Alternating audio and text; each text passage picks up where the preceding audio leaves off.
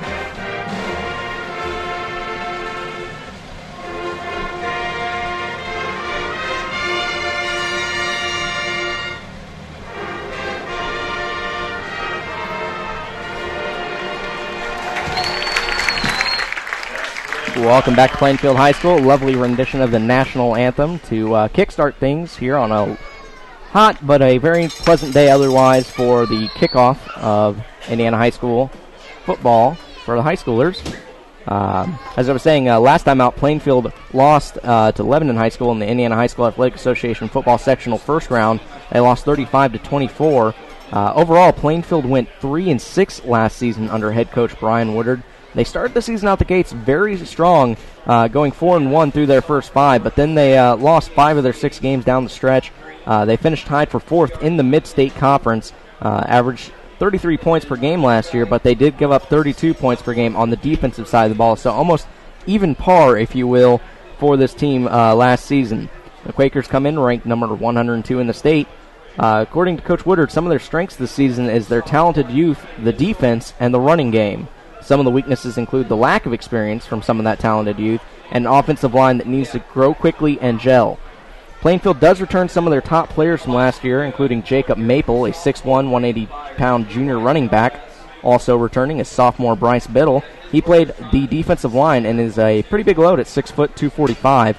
One of the few returning seniors for this team is Ricky Dubecki, the senior wideout. He'll be looked to be kind of a leader for this team, as like I said, this is a very young Plainfield High School team. Head coach Woodard is entering his 8th year at the helm of Plainfield. He has a combined record of 54-34 in those years. He was an assistant coach when Plainfield went to the semi-states back in 2000 under then head coach Chuck Schwanenkamp.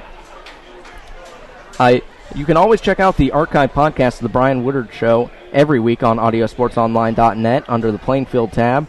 Very good week for the interview this week.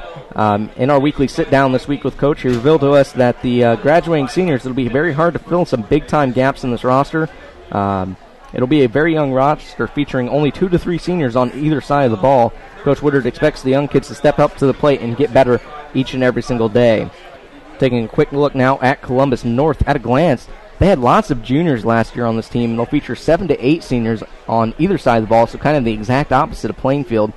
They are part of Conference Indiana and are coached by Tim Bless in his 13th year at the helm of Columbus North. Under his leadership, the Bulldogs have 3 regional titles to their name. Last year, though, they fell short with a 3-7 record. Let's go and take a second to thank some of our sponsors while we have the chance. The Hendricks County Flyer, we want to thank them our friends at the Hendricks County Flyer. They've helped make tonight's video webcast possible. You can please check them out online as well as watch tonight's game at flyergroup.com.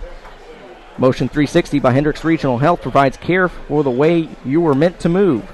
We care for every muscle, bone, and joint in your body to get you back to the activities you love. Get more information online at motion360.org. And BMO Harris, established in 1882 as Harris Bank and owned by BMO Financial Group since 1984, BMO Harris Bank has grown to become one of the largest banks in the Midwest, serving personal, commercial, and affluent customers. They are located in Plainfield at 2609 East Main. For more information, call them at 839-3501. As we said, we've already had the anthem, so let's go take a look a little bit at the starting lineups. We'll go and take a look at Plainfield's offense first. The offensive line from left to right will feature Zach Ray, a 5'11 senior, 240. At the left guard spot, it will be Jacob Morris, a 5'10", 260 junior. Sophomore Jacob Spray will hold down the center position at 5'11", 260. Right beside him on the right side will be Connor Kennedy, a freshman, 5'11", 230. And filling out the offensive line at right tackle is Nolan Russell, a 260-pound, 6'3 senior.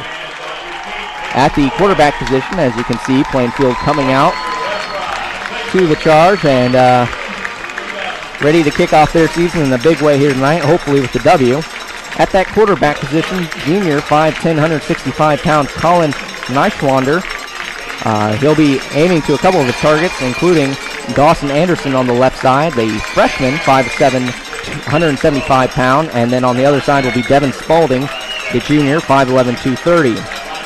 Occasionally you'll see the slot position played by junior Clayton White, 5'7", 140 pounds, and the big guy that carried the load last year running the ball returns for his junior season. That's Jacob Maple, 185-pound and 6'3".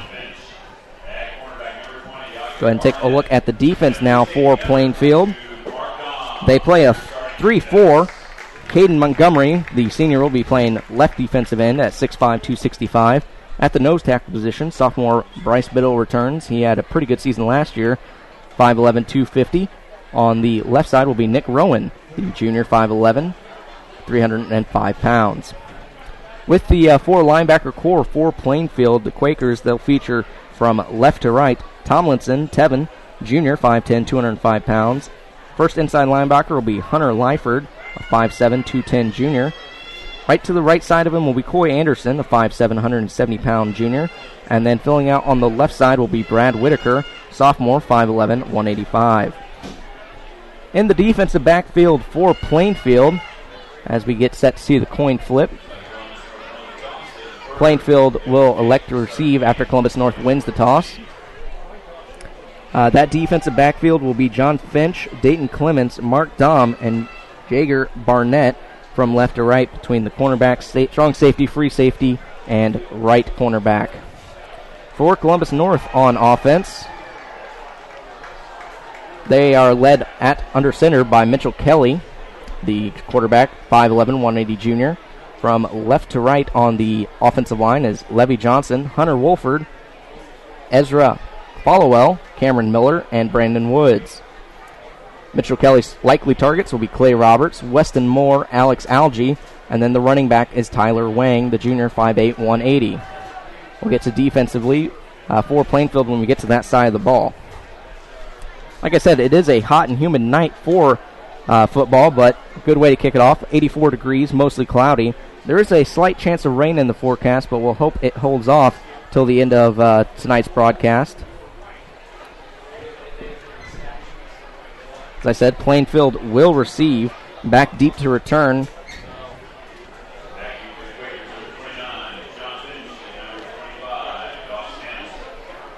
Dawson Anderson's back there to return, as well as John Finch, the 5'6", 160-pound senior. Kicking off for Columbus North will be Andrew Nigg, the senior, 5'11", 145.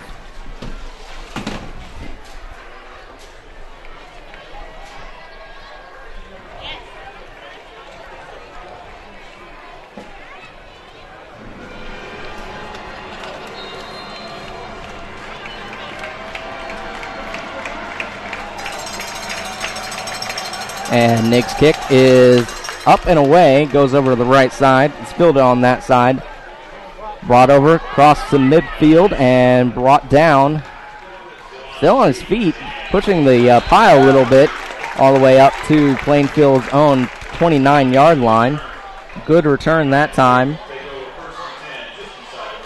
for Plainfield.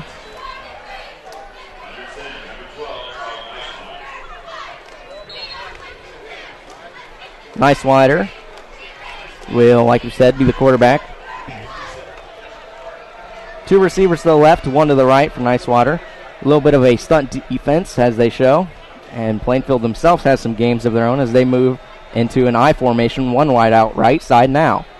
Handoff goes to Maple, and he gets smothered at the line of scrimmage. Sean Dasovich there on the tackle. 5'11", 210 junior for the Bulldogs. So, gain of, call it nothing, 2 and 10. Ball still on Plainfield zone 30.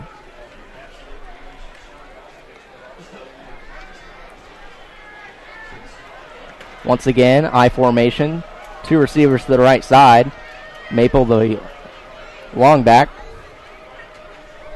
In motion is Spalding from right to left. Now motion on the wide receiver from Dawson Anderson. Nicewater hands off to Maple, trying to find room on the outside. Doesn't find anything. He's pushed out after maybe a gain of 1 yard. So this Plainfield offense thus far, 2 plays, has been stalled up front by a very stout Bulldog front line. 11:08 left to go in the first. 3rd and 10. And we'll see if Plainfield elects to try and throw the ball here. 2 receivers to the left, Dawson Anderson and Zach Archer, 1 to the right. Now motion man is Anderson from left to right. Nicewander gets it, looks left, now rolls right, rolling to the right, pressure coming, looks to throw downfield, has his man right there at the 50, breaks the tackle and gets it even further before he's finally pushed out at, call it, the 42. Tackle made that time by Nick Grady, one of the very last few men to beat. Good reception that time by Clayton White for Plainfield. That'll be enough to move the chains. So for the first pass for Plainfield, it gets them some good yardage right down the field.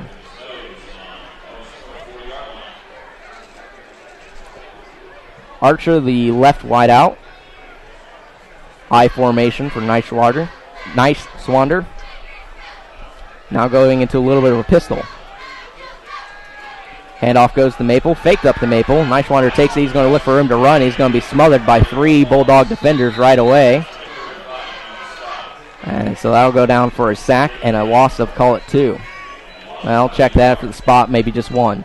So I'll bring out 2nd and 11 on the Bulldog 41.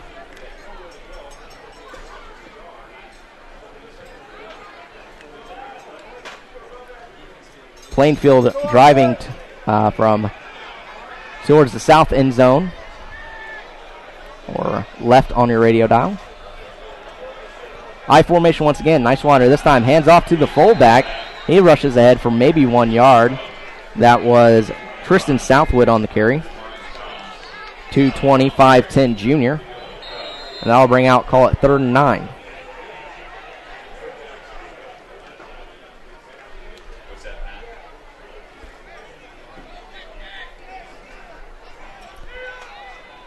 .9:55 left to go in the first. Plainfield on their first drive. Nicewander goes alone. 4 receivers either side. Looks for the handoff. Finally finds his man. Got room to run. That's Zach Archer. He's got nothing but green field ahead of him as he rushes into the corner of the end zone for a touchdown from the reception. Archer bobbled it a little bit after he first caught it, but then he was able to recover and had some good blocking upfield to be able to get into the left corner of the end zone for Plainfield's first score of the night. The Quakers lead 6-0 here early. Morgan Hagee out there to do the place-kicking duties.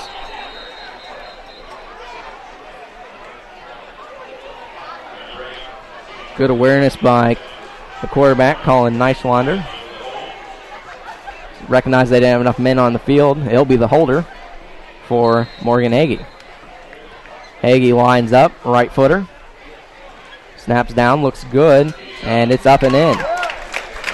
So Quakers lead 7-0 here on the early going. Let's take a quick moment to thank some more of our sponsors. Rhodes & Kinsley, LLP and CPAs and financial advisors. They've been in business since 1990. They handle individual and business tax and accounting work. Located at 8315 West 10th Street in Indianapolis. You can call 271-1040 to set up an appointment. CopyCo Office Solutions is a local Xerox dealership. They sell and service copiers and printers and provide a wide variety of technology solutions, providing and supporting all your business technology needs. CopyCo is located at 2920 Fortune Circle West, Suite C. Call 241-5800 or stop by Monday through Friday from 8 to 5.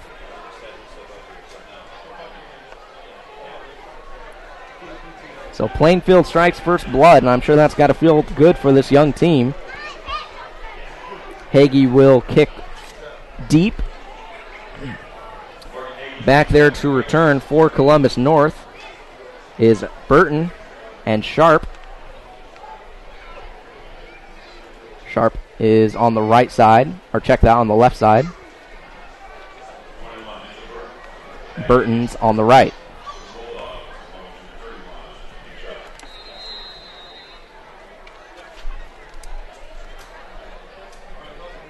Hagee's kicks up high, very, very high kick. Coming up the field at Sharp. He'll take it at about the 10. Looks for room to run up the middle, and he's swarmed, but the ball pops out. Looks like Columbus North was the first to jump on it, if you will.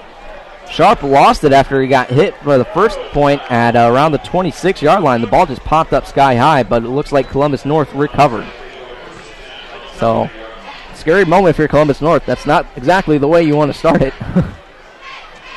But luckily enough, they recover it. So it'll be 1st and 10 on the Bulldog 23.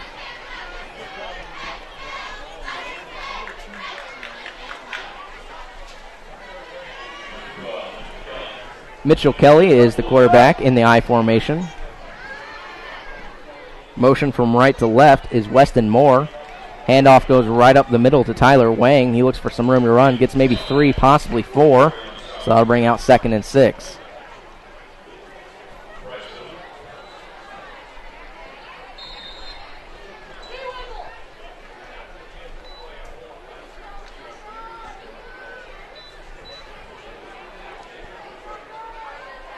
Offset I formation, kind of a pistol variant.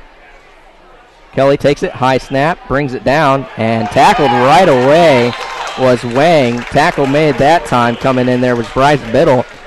So very quickly, Bryce Biddle has made 2 quick plays for this Plainfield defense. So that'll bring out, call it 3rd and 6. Plainfield could use a stop right here. They have a lot of momentum so far in this game. 2 wideouts either side, offset I. In motion from right to left is Strobel. Kelly takes it, rolls left, finds Strobel in the open field. He's got the first down and a couple yards more before he's finally pushed out of bounds. Tackle made that time by Mark Dahm, 6 foot 180 senior. But it will be enough for a Bulldog first down, and that'll move the chains. So it'll be 1st and 10 on, call it the Bulldog 26-yard line.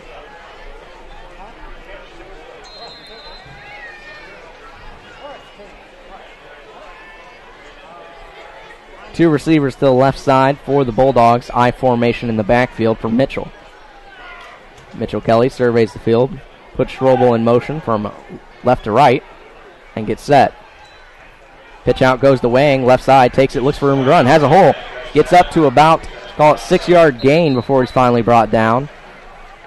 Gang tackled. It looked like a couple of players were there, including Dayton Clemens for the tackle, the 5'11", 185 senior. So good gain on first down by Wang. I'll bring out, call it 2nd and 4.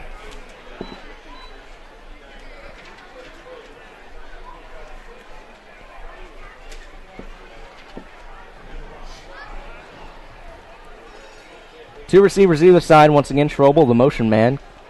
Kelly takes it, hands off to Wang, looks up to get maybe a yard before he's brought down. Didn't have a whole lot of room to work with there, but it'll still be a gain of a couple of inches at least. So I'll call it 3rd and 4. So once again, The Bulldogs facing their second third down here on their first drive. Two receivers either side, I formation. Wang gets the handoff once again, looks for room to run right up the center. And he'll be brought down close to the first down marker. Looks like he has just enough, possibly. Tevin Tomlinson on the tackle for Plainfield. And it will be enough for the first down. So it'll be 1st and 10 on the Bulldogs' own 43.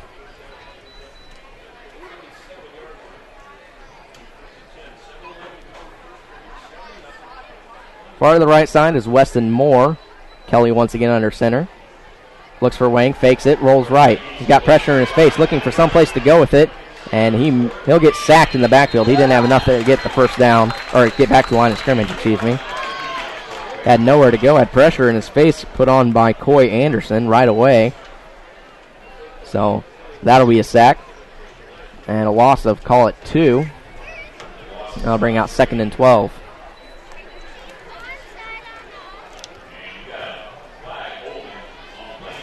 And check that, there's a flag on the field. It's holding against Plainfield. So we'll see if they want to accept it. I'm sure they do.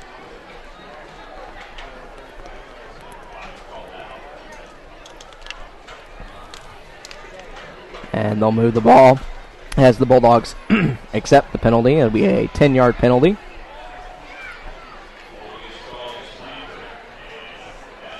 So it'll be 1st and 10. Or check that, it'll still be 2nd and 2. One receiver to the right, one to the left for Kelly. Offset I. Strobel the motion man from left to right. Plainfield shows blitz. Pitch out goes to Wang, looks over to the right side. He has some room to run. Ball pops out. Plainfield has it recovered. Wang lost it, and it was recovered that time. I believe by Hunter Lyford on the left side. So Plainfield will take over possession in their own territory. So it'll be 1st and 10, call it on the Plainfield 37. And we have a timeout on the field.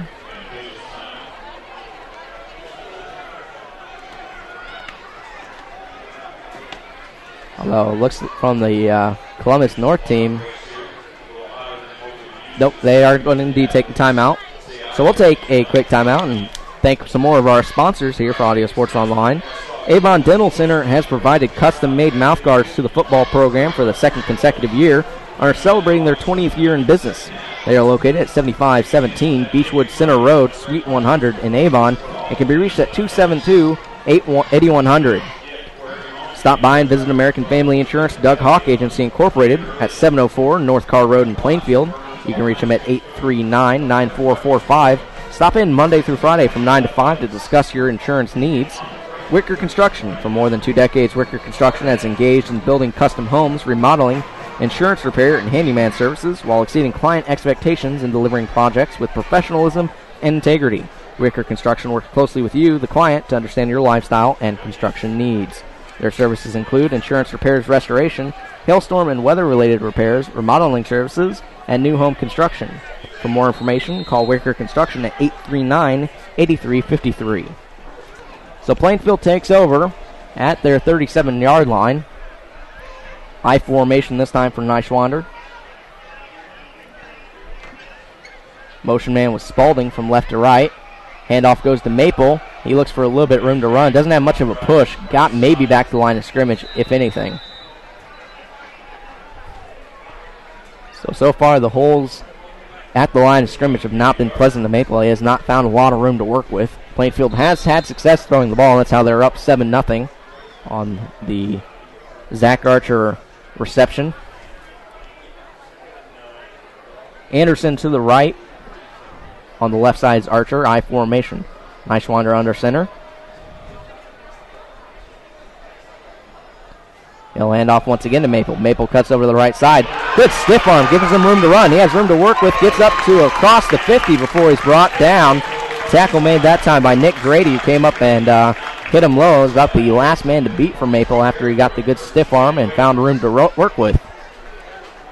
So that'll move the chains a little bit. 1st and 10 on the Bulldog 47-yard line. 5:29 left to go in the first.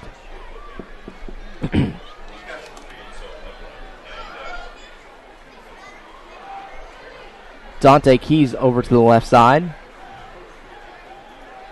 Maple also comes over to the left side. Neischwander takes it, looks to set up the screen to Maple. Maple bobbled it, and it'll be incomplete. He was hit right away by Nick Grady, who read that screen a mile away.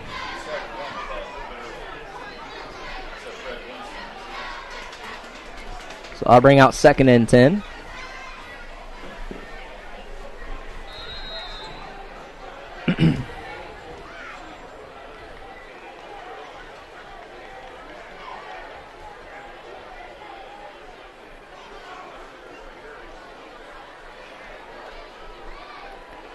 Dante Keys and Zach Archer wide left. I formation, Maple in the backfield. Keys the motion man over to the right side. Maple takes the handoff, rushes forward. Check that, that's not Maple. But rushing ahead for a couple-yard gain, I believe was John Finch.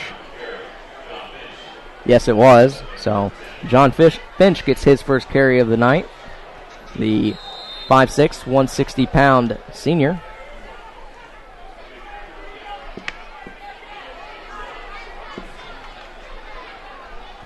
So I'll bring out 3rd and 10. So once again, around the same mark, the Plainfield Quakers facing a 3rd down. Last time they got the touchdown. Let's see what they can work with here. Spread formation this time for Plainfield. Finch the lone man back there with the quarterback. And flags wave, and it'll be a false start against Plainfield. So that'll back them up a little bit further.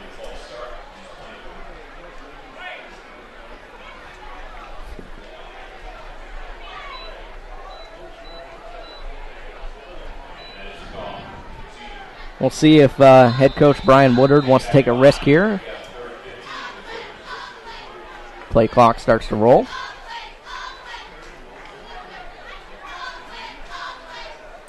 Wide to right is Clayton White. I formation in the backfield. Neischwander looks the defense over, takes the snap, looks downfield, pressure in his face, looks to dump it off as Archer right there gets to the 50 before he's brought down. Check that. That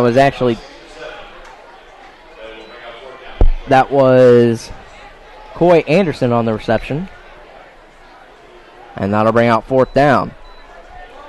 Just a little pitch over the top there from Neischwander to Coy. So Hagee will be back there to punt for the Quakers. Back deep to receive is Sharp for the Bulldogs. Check that. That's actually Burton back there to receive.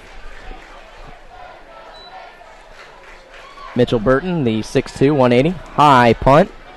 Burton fields it at the 15. Looks over to the left side. Looks for room to work with. Has some before he's finally pushed out at about the Bulldog 40. So Burton had a very good return there for maybe a net gain of possibly just call it 13 on the punt. So that'll be 1st and 10 for the Bulldogs on, call it their own 40. 3:47 left to go in the first. A very fast-moving game.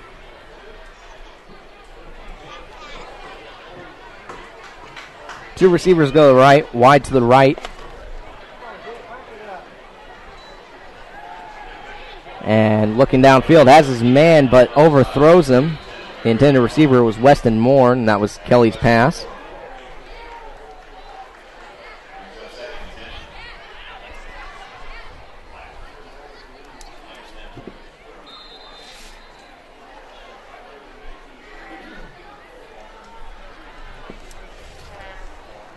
Wide to the right is Weston Moore. Wide to the left is Nick Sharp.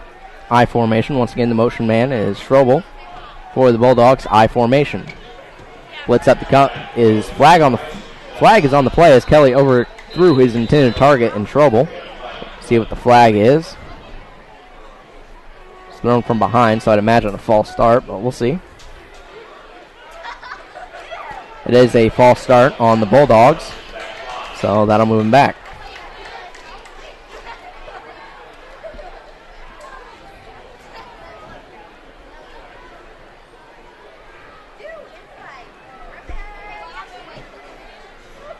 Refs work on figuring out the spot.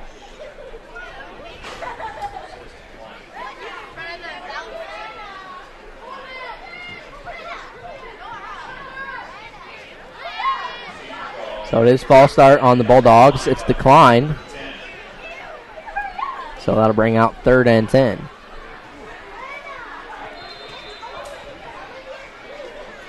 Two wide outs to the right side. That's Weston Moore and Steele. Motion man is Moore. He is faked the handoff, and Kelly tries to take it up the center himself, and he's met by a bevy of Quaker defenders and pushed back for maybe a gain of just 1.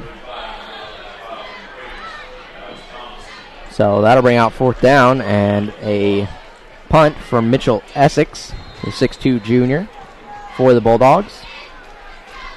Back deep to return is John Finch.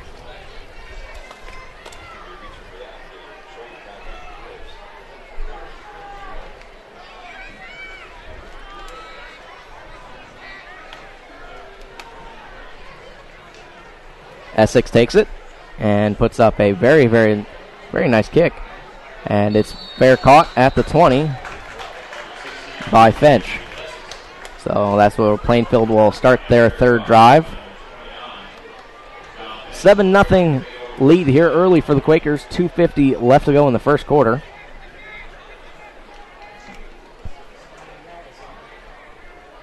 We'll see what the Plainfield Quaker offense can put together on this drive.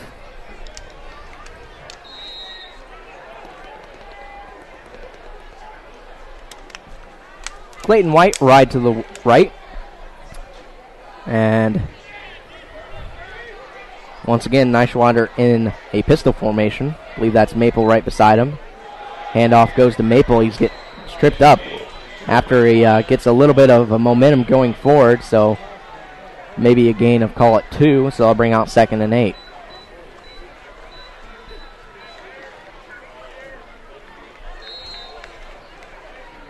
Ball on the Quaker 22-yard line. Anderson is in the slot. Wide to the left is Clayton White. Nice wander under center in the I formation. Motion man's Devin Spalding from left to right. Nice wander. Looks to hand off to Maple. Maple once again rushes forward. Doesn't get very much. So Columbus North has not given Maple much of anything thus far tonight. So give credit where it's due. The Bulldogs thus far have been very stout up front against the rush.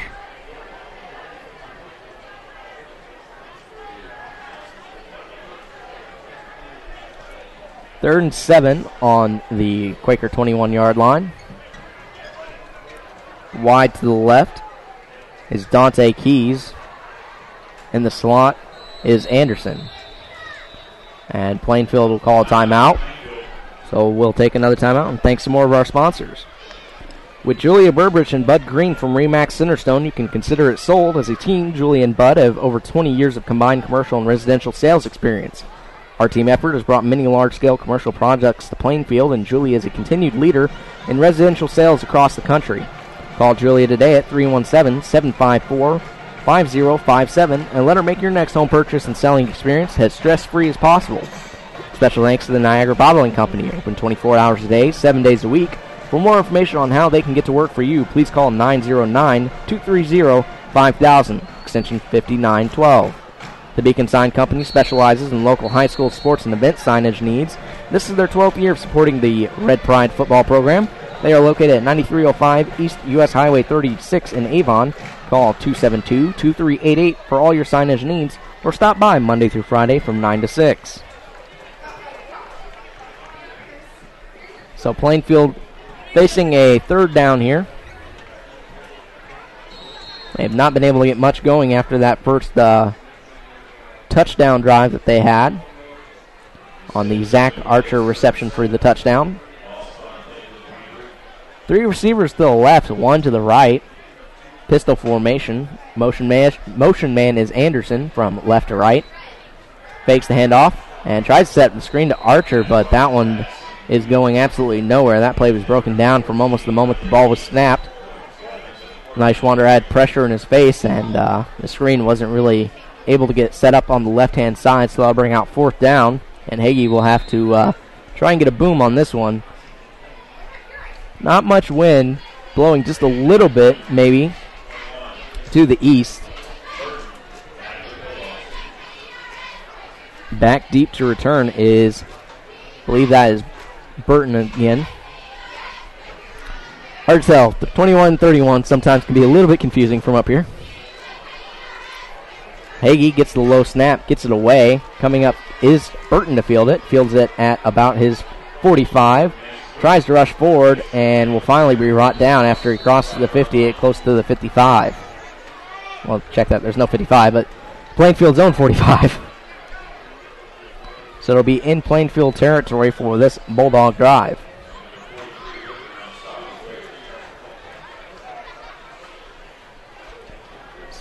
A little rusty, folks. Said 55 on the air. That means you're a little rusty, right?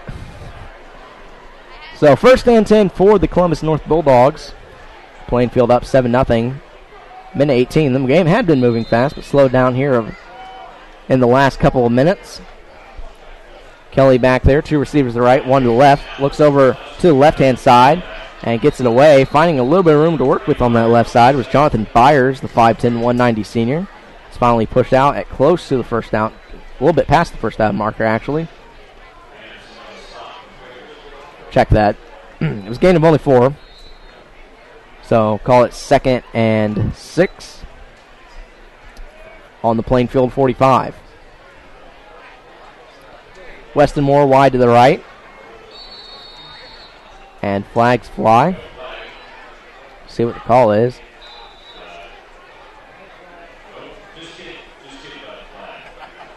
Check that. Refs pick up the flag, so no flag. Two receivers to the right, one to the left. Kelly gets it and looks to run right away. Check that. That's not Kelly. That is Kelly on the direct snap. He's got room to work with all the way to the end zone. So, not exactly a quarterback sneak, because that was a designed quarterback run play for some big yardage that time as Columbus North gets on the board for their first points. And we'll see if they can put up the extra point here. Andrew Nigg on to do the place kicking duties. Mitchell Kelly will hold.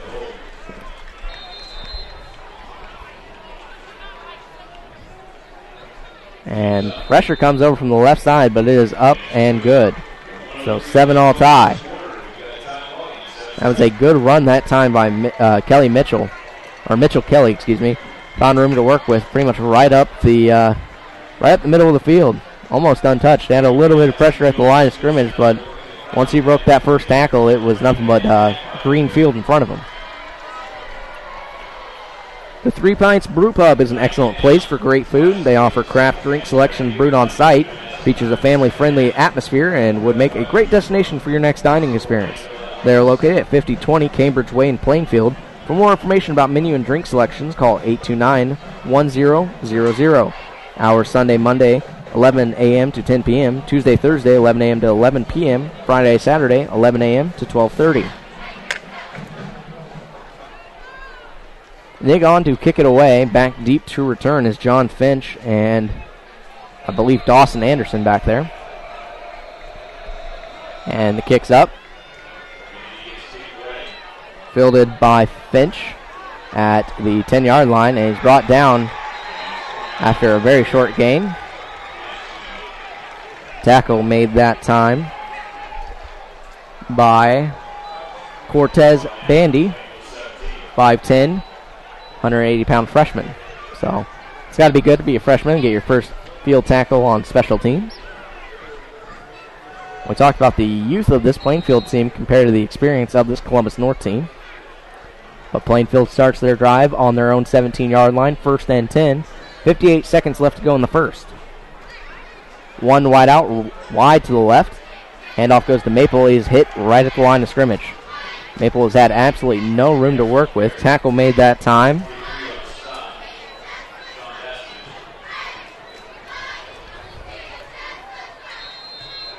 by, I believe, Marcus Collins. Check it out. That was Jacob Hamblin on the tackle. Keys wide to the left. Anderson wide right. I formation, Maple in the backfield. And flags fly. So it looks like that will go against Plainfield and back them up a little bit further. So after that first drive, Plainfield has not found that much working for them on the offensive side of the ball.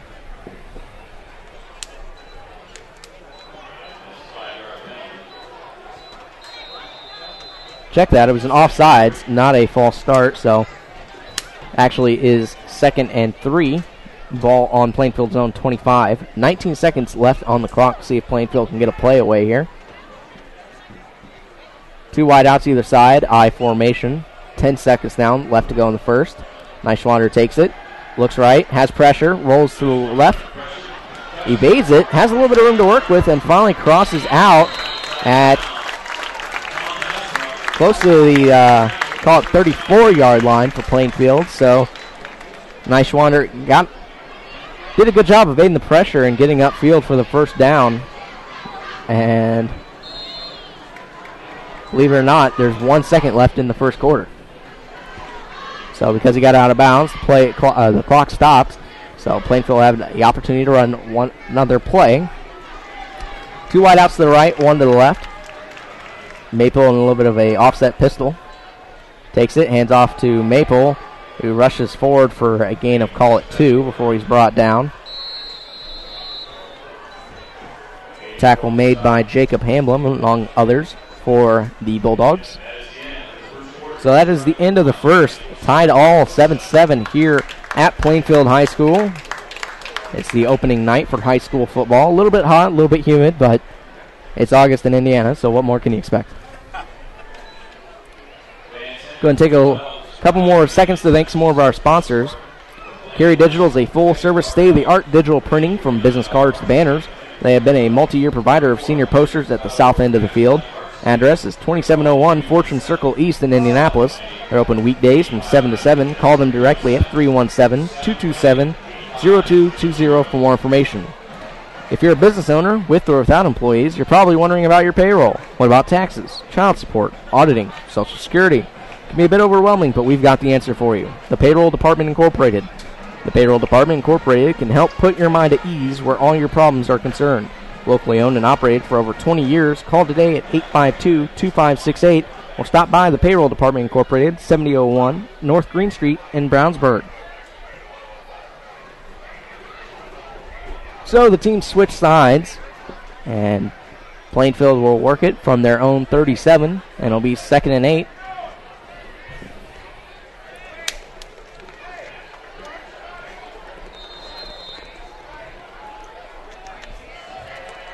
Two receivers to the right, 1 to the left. Neischwander takes it, looks to hand off to Maple. It was an option play. Maple found a little bit more room to work with after that first hit, driving a little bit towards the left side of the field, but maybe still only a gain of, call it 3. And Maple a little slow to get up. And he will take a knee. So we will call that a quick timeout. Hopefully Maple will be okay. Yeah, could very well be cramps in the seat, as my cameraman, Doug Edens, informs me. That's very, very true.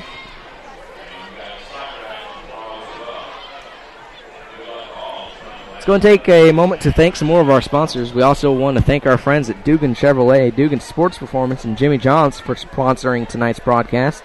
Thank you for supporting Plainfield football.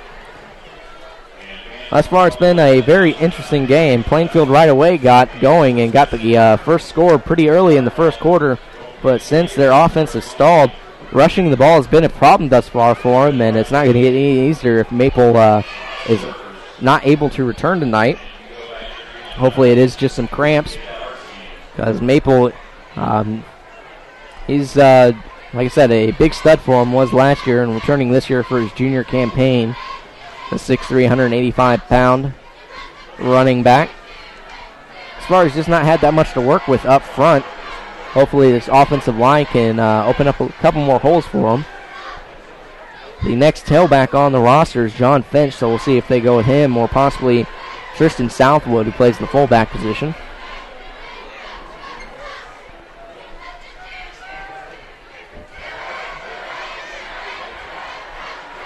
Maple still being tended to around the center of the field. Just past the left hash.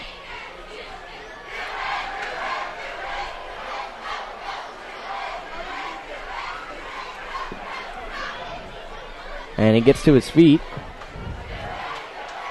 And he'll walk off the field with a little bit of help, but I think mostly under his own power.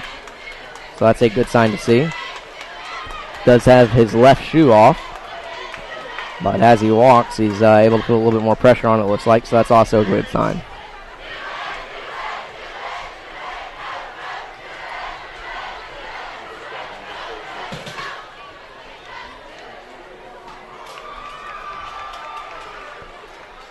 Never want to see anybody go down. I know when I talked to Coach Woodard before the game, I wished him luck for a long, good, and healthy season. So hopefully it stays mostly healthy.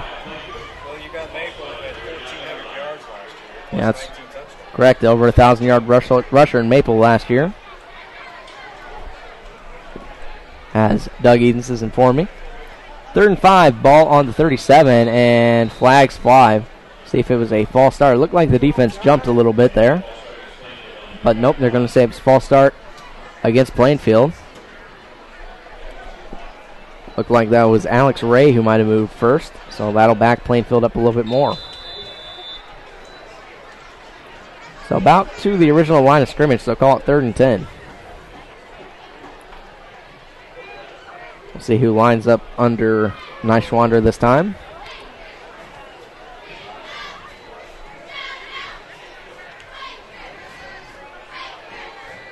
It does look to be John Finch, unless I am mistaken. Clayton White, the motion man, over to the right side. Nishwander takes it, has pressure in his face, looks to evade it, rolls to the right side, looking downfield, and he will throw it, and it'll be way too high for his intended target. Nishwander once again, did a good time evading the pressure coming from the right side. Was able to roll to that side.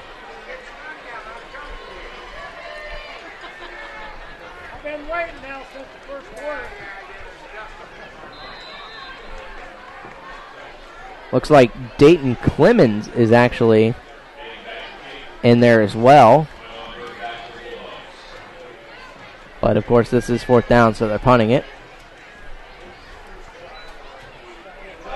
Morgan Hagee can't field the punt and fumbles it, and it's finally picked up before Columbus North is able to fall on it at about their 9-yard line.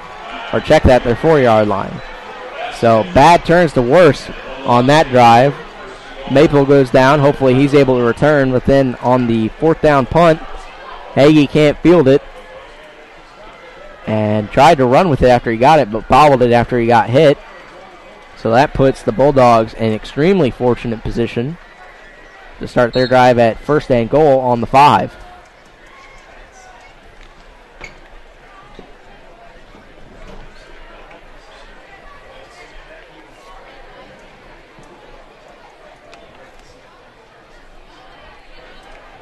So Mitchell Kelly out there now. Wide to the left is Moore. Handoff goes up front. Cuts it over to the right side with room to run and into the end zone. That was Tyler Wang on the rushing touchdown. Saw nothing up front. Was very patient on that run was Wang. And then he saw he had wide open room to the right side. Just cut it over that right side and found nothing but the end zone. So 13-7 now on for the extra point is Andrew Nick.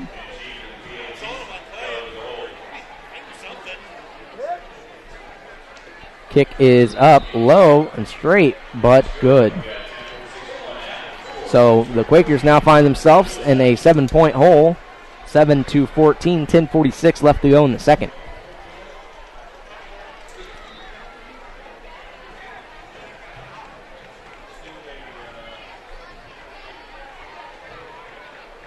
So Plainfield was just unable to get any momentum following their first scoring touchdown.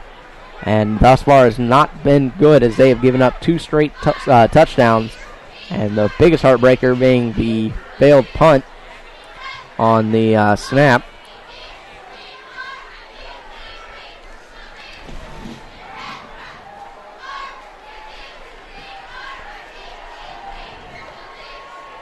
John Finch and Dawson Anderson go back to return.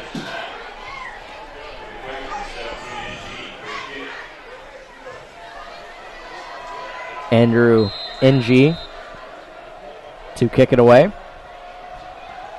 And a straight ahead kick.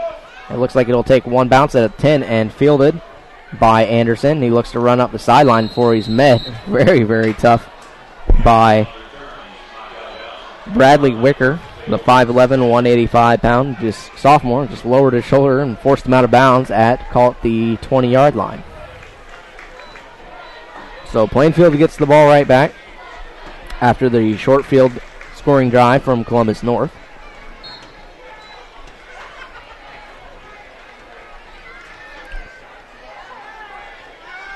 One receiver to the left, that's Clayton White. Tight formation for Plainfield up front. Looks like they're going to try and really run the ball this time. Handoff goes to the right side, trying to find room to work with, evading a couple tacklers before he's finally brought down. That is Anderson Coy there on the rush.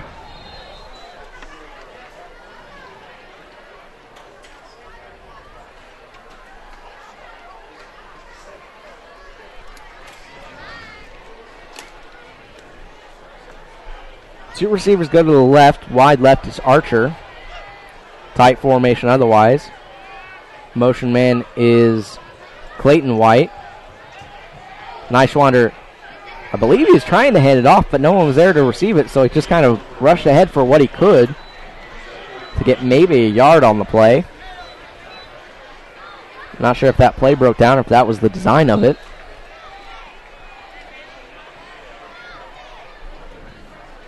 Plainfield's offense has really stalled since that first drive.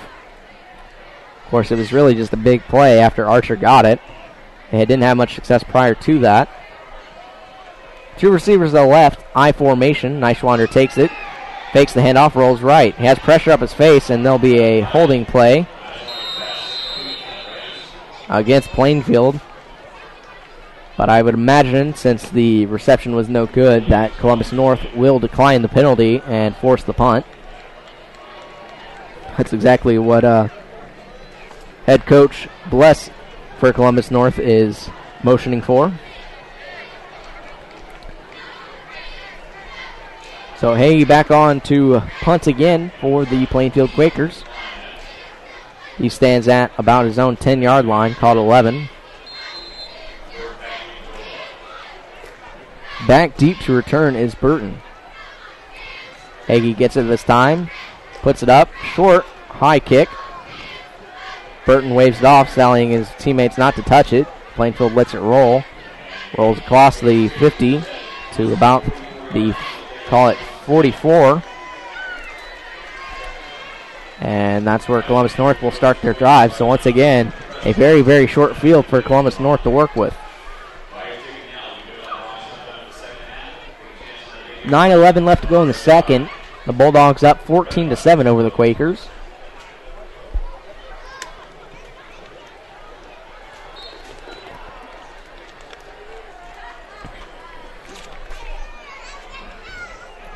One receiver at either side for Mitchell Kelly. Motion man is Strobel. Handoff goes straight ahead. Plowing ahead against tacklers was Jonathan Byers, who rushed ahead for about 6. Just ran over some would-be Plainfield Quakers that time on that drive, including Dayton Clemens, who was pretty much the first player to get a hand on him. So 2nd and 4. One receiver to the left, that's Clay Roberts. One to the right, Strobel in the slot, motions a little bit. This time, handoff goes to Byers. He gets straight ahead, bounces off against a couple tacklers, and Rush plows ahead a little bit and gets to the first down marker, and then called a yard after. So, called the spot at the Plainfield's own 45 for the Bulldogs. 1st and 10.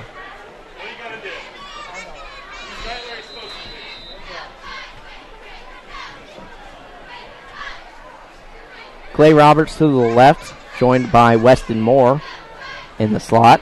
I formation for Kelly under center. Handoff once again goes straight ahead, but this time Plainfield's there to stop him, and that's Tyler Wang that time on the carrier. He was met right away at the line of scrimmage by Tevin Tomlinson, a 5'10", 205-pound junior.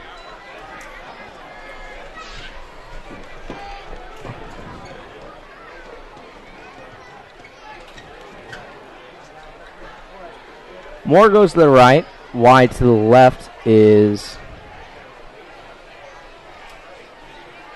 Clay Roberts. And Columbus North will take their second timeout. So once again, Plainfield is defending in their own territory against Columbus North, who's up 14-7 at the 7:45 mark. The sun's starting to set a little bit, so it's starting to cool off slightly here. Still a little humid. Well, there's something to be said for youth. There is something to be said for youth. I noticed that when I was trying to climb the stairs up to the press box. I think I've gotten a little bit older and a little bit more rotund, if you will. But as far as the Quakers go, special teams led to both Columbus North's touchdowns, short fields. You're not going to be able to win really in any league unless you keep the ball out of your side of the field. And that's kind of frustrating because that kind of puts the defense in a bad spot. Yep. Kind of sum up what my partner Doug Edens just said. Thus far, Columbus North has been in really good field position all day long from poor special teams play thus far from Plainfield. Kelly fakes the handoff to Wang, looks over the right side, has Schroebel in the open field, gets brought down after crossing the 40.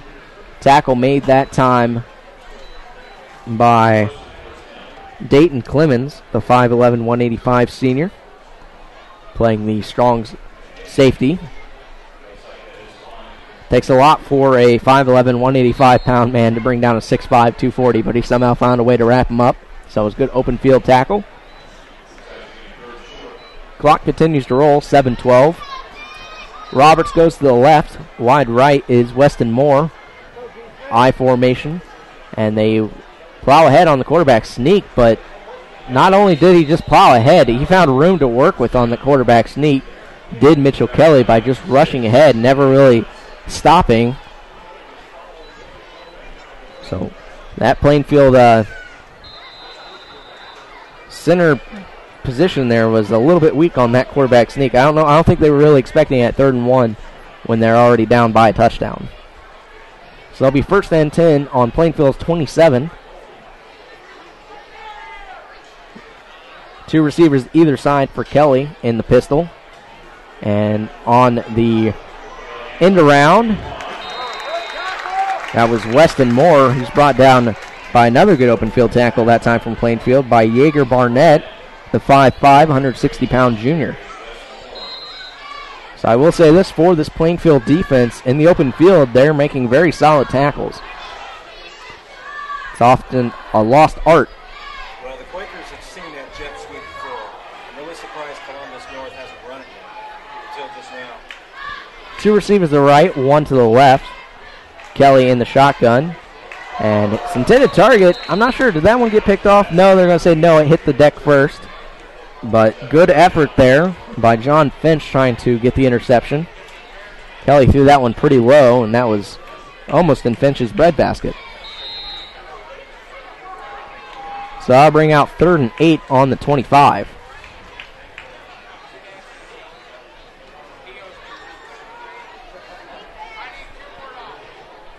Weston Moore wide to the right. Clay Roberts wide to the left. Three receivers on that side.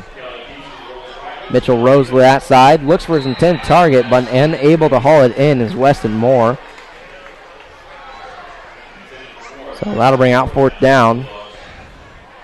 At this point in the field, I would imagine that they're going to go for it. A little bit too far for a field goal attempt. And obviously you're not going to punt from this part of the field, so I'd imagine they'd go for it. So it'll be 4th and 8 on the 25. Big play here. Hopefully Plainfield looking to get the stop. Weston Moore wide to the right, wide to the left is Clay Roberts. Mitchell Kelly takes it, looks to run up the center and has plenty of room to work with for the first down and more as he gets close to the 10-yard line, possibly just the 9, but once again it'll be close to first and goal for Columbus North on the quarterback keeper. Mitchell Kelly thus far has read this Plainfield defense perfectly and known when to keep it and rush with it and scramble with it, if you will. He did score the second touchdown for Columbus North on the night. Weston Moore goes wide to the right, wide to the left is Clay Roberts, I formation. Tyler Wang back there, and he takes the handoff and looks over the right side on the cutback. Just continues to plow ahead. Looked like he initially got hit at close to the 5-yard line, but just kind of kept plowing his feet and was able to pick up a couple more yards. So I'll be second and goal, on the 3-yard line.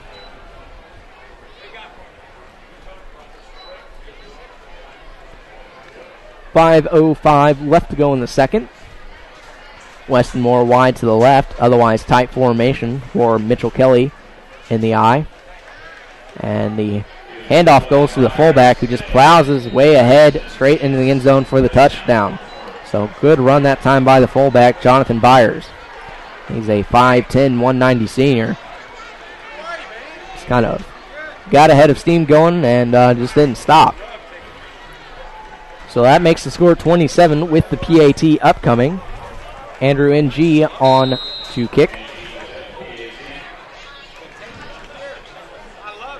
And it's down, quick, straight ahead kick. And it's good. So now Plainfield finds themselves down 2 touchdowns, 4:52 left to go in the second. I wasn't really too sure what to expect from this Columbus North team. Only my second year doing Audio Sports Online coverage. I haven't had the privilege of seeing them yet, but thus far they've looked really stout defensively, and they've got a young quarterback in Mitchell Kelly in his junior year.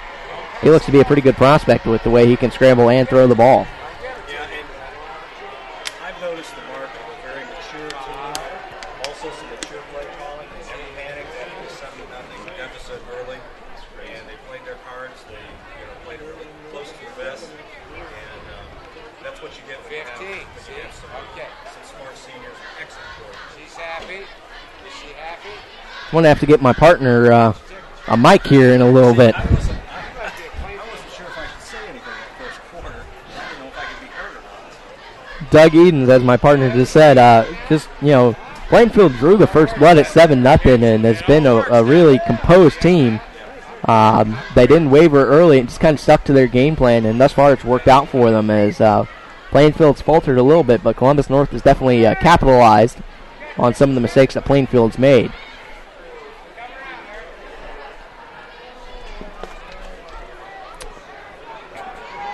Anderson and Finch back to return for Plainfield.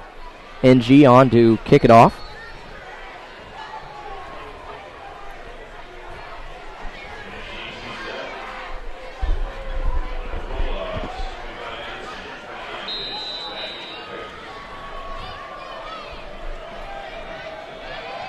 And the kick's away. It'll be fielded on the right side by Anderson, close to the 9-yard line. Looks for him to work with, cuts back at the center of the field, gets across the 30 before he's finally tripped up and brought down at the 33. So Plainfield takes over on their own 33. It'll be 1st and 10, and we'll see if Plainfield's offense can get the wheels turning, because thus far, other than that first scoring drive, they have not found much to work with. It's been a game of field position. Thus far, Columbus North has definitely capitalized on that. But Plainfield this time has some decent field position. We'll see if they're able to take advantage of it. 2 receivers to the left, 1 to the right. Nice wander, hands off, straight ahead. And finding room to work with and plowing ahead is Tristan Southwood. He gets past the first down marker and call it close to the 50. Looks like they'll spot it just shy. So it'll be 1st and 10. Call it on the Plainfield 48.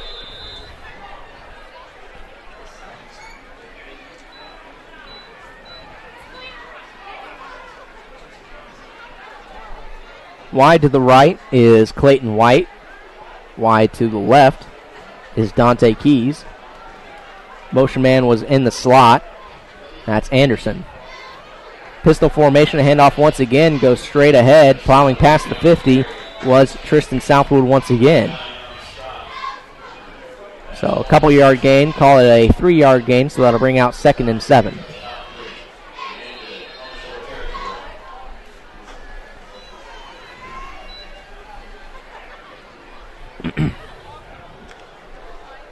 Wide to the left, Clayton White. In the slot is Anderson. Tight formation otherwise. In the eye. Nishwander under center. Southwood takes the handoff, gets across the 52, maybe 53 before he's brought down. Flag is thrown in late. We'll see what the play is. Tackle made that time up front by Coleman Tennyson, the 6'2", 275 sophomore for Columbus North. The penalty is against the defense. I didn't see exactly what the call was, but I know it'll black up Columbus North a little bit more. It's going to be a face mask penalty, so there's the call. It's face mask against Columbus North. And that does move the change. So it'll be 1st and 10 on the Columbus North 41-yard line. 3:38 left to go. Plainfield down 7-21.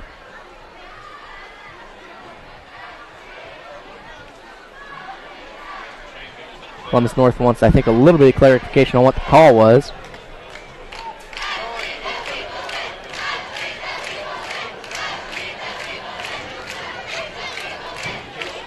Check that. Looks like they had some problems with the chains.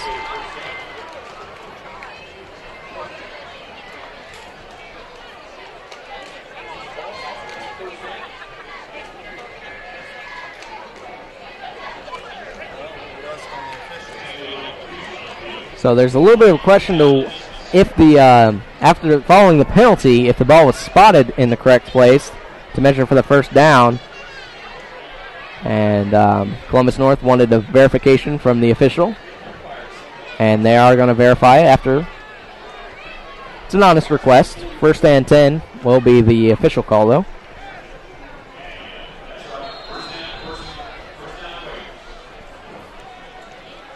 So see if Plainfield can try and get some points up before the half.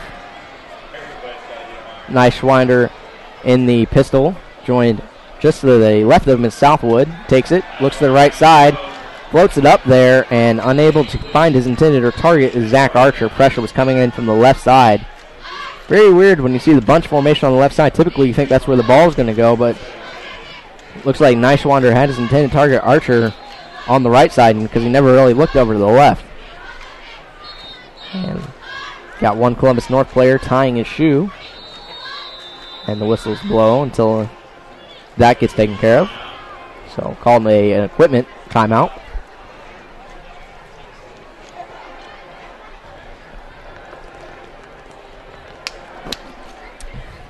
It was Nick Grady.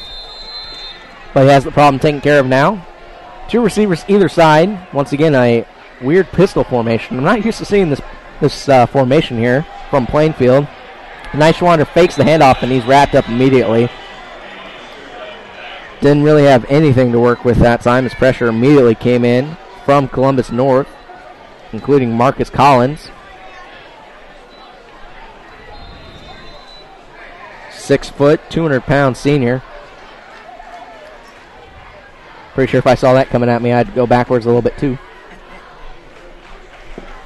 3rd and 13 for Plainfield. 2:40 left to go in the second quarter. Ball on the Columbus North 44-yard line. 2 receivers to the right, 1 to the left for the Quakers. Southwood to the right side. Nishwander takes it, looks to run, pitches it ahead, and falling down on it. I'm not even sure if that was a complete pass. It's not. They're going to wave it off.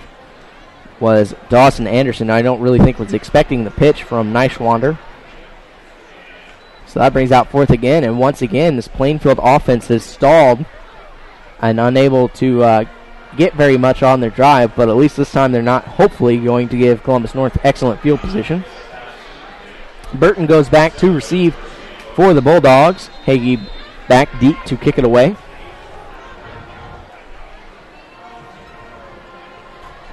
Hagee stands at about his own 40, gets the kick up. high and nice kick this time. Burton fair catches it at about the 11. So this time Columbus North will have their work cut out for them. 2:18 on the clock. Hopefully Plainfield is able to throw a wrench in any of the plans that Columbus North might have to try and find the end zone this time.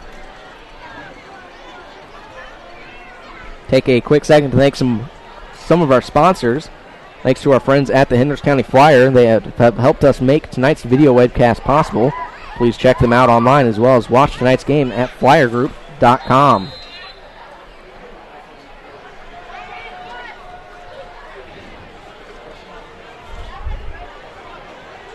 Two wide outs to the left side. That's Moore and Roberts. Pistol formation for Kelly. Takes it, hands off straight ahead, and plowing ahead for, call it 6, is Tyler Wang. So that'll bring out 2nd and 4 on the Columbus North.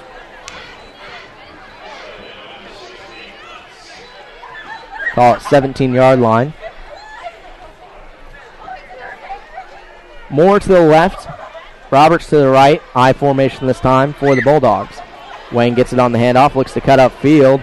Gets through, nice little hole opened up there for him late. Believe that's going to be enough for the first down. Yeah, about a yard past it, actually.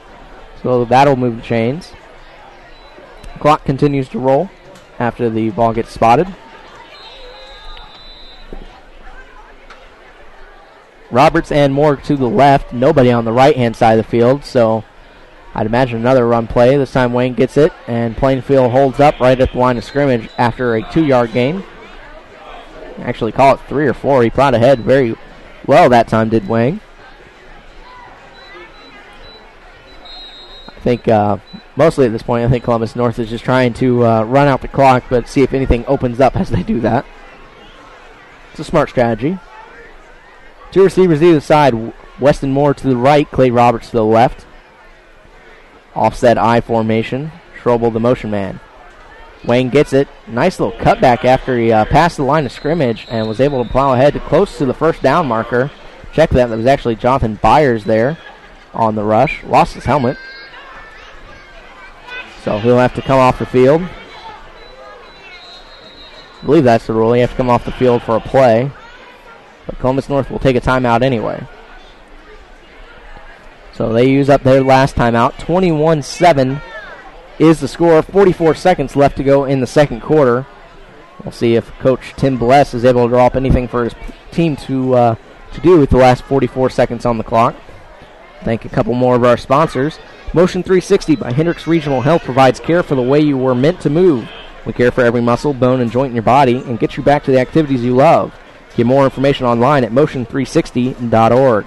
Established in 1882 as Harris Bank and owned by BMO Financial Group since 1984, BMO Harris Bank has grown to become one of the largest banks in the Midwest, serving personal, commercial, and affluent customers. They are located in Plainfield at 2609 East Main. For more information, call them at 839-3501.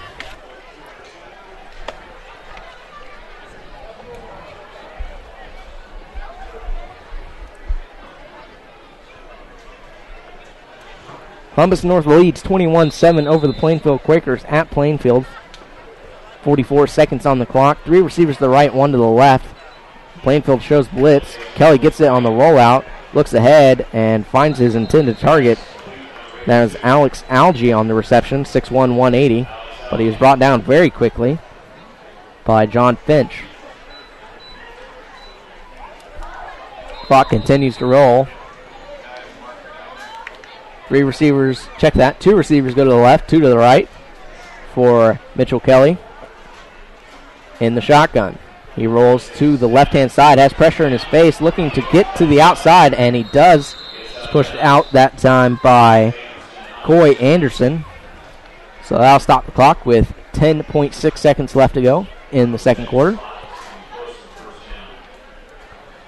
And they will mark it a first down.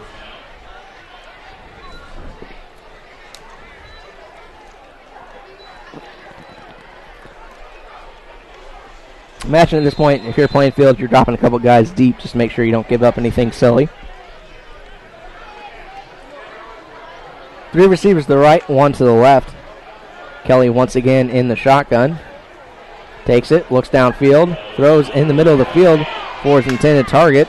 That is Weston Moore, who's still trying to plow forward but doesn't get much. Finally brought down at the Plainfield 38. I think that should be the last play of the half after they set the ball and the clock rolls. Check that. Columbus North calls them timeout. I thought they had used up their third, but I guess I was wrong. It's not the first time. Probably won't be the last time. So Columbus North with 0.8 seconds left on the clock. Looks to run one more play.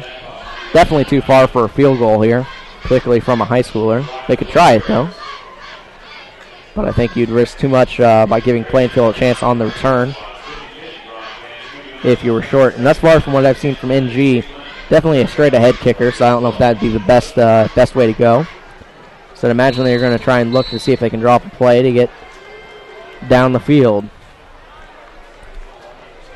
So it'll be first and 10 on the 38-yard line in Plainfield territory. Mitchell comes out in the shotgun. Two receivers to the right, one to the left. Mitchell takes it, rolls to the right, has pressure in his face, but unable to get ahead.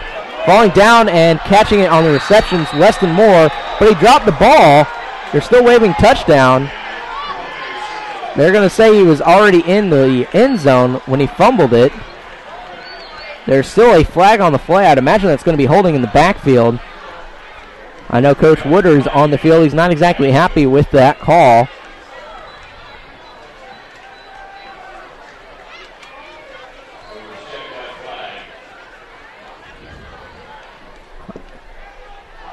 Should be holding in the backfield because I know Coy Anderson had a beeline on Mitchell Kelly and got held up at the last second. Pretty sure that ball popped out, though. It could have been across the plane. I just don't know if he had control of it.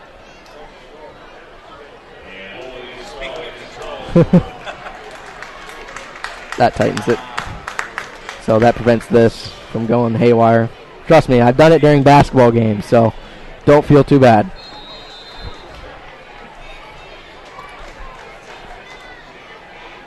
So after they sort everything out, there'll be 0 seconds on the clock, but Columbus North will be able to run one more play. It'll be first and long from the Columbus North, call it 46. Mitchell Kelly takes it, rolls out to the right, and he'll throw downfield. Finds his target in the open field. That's Clay Roberts, and he lost the ball.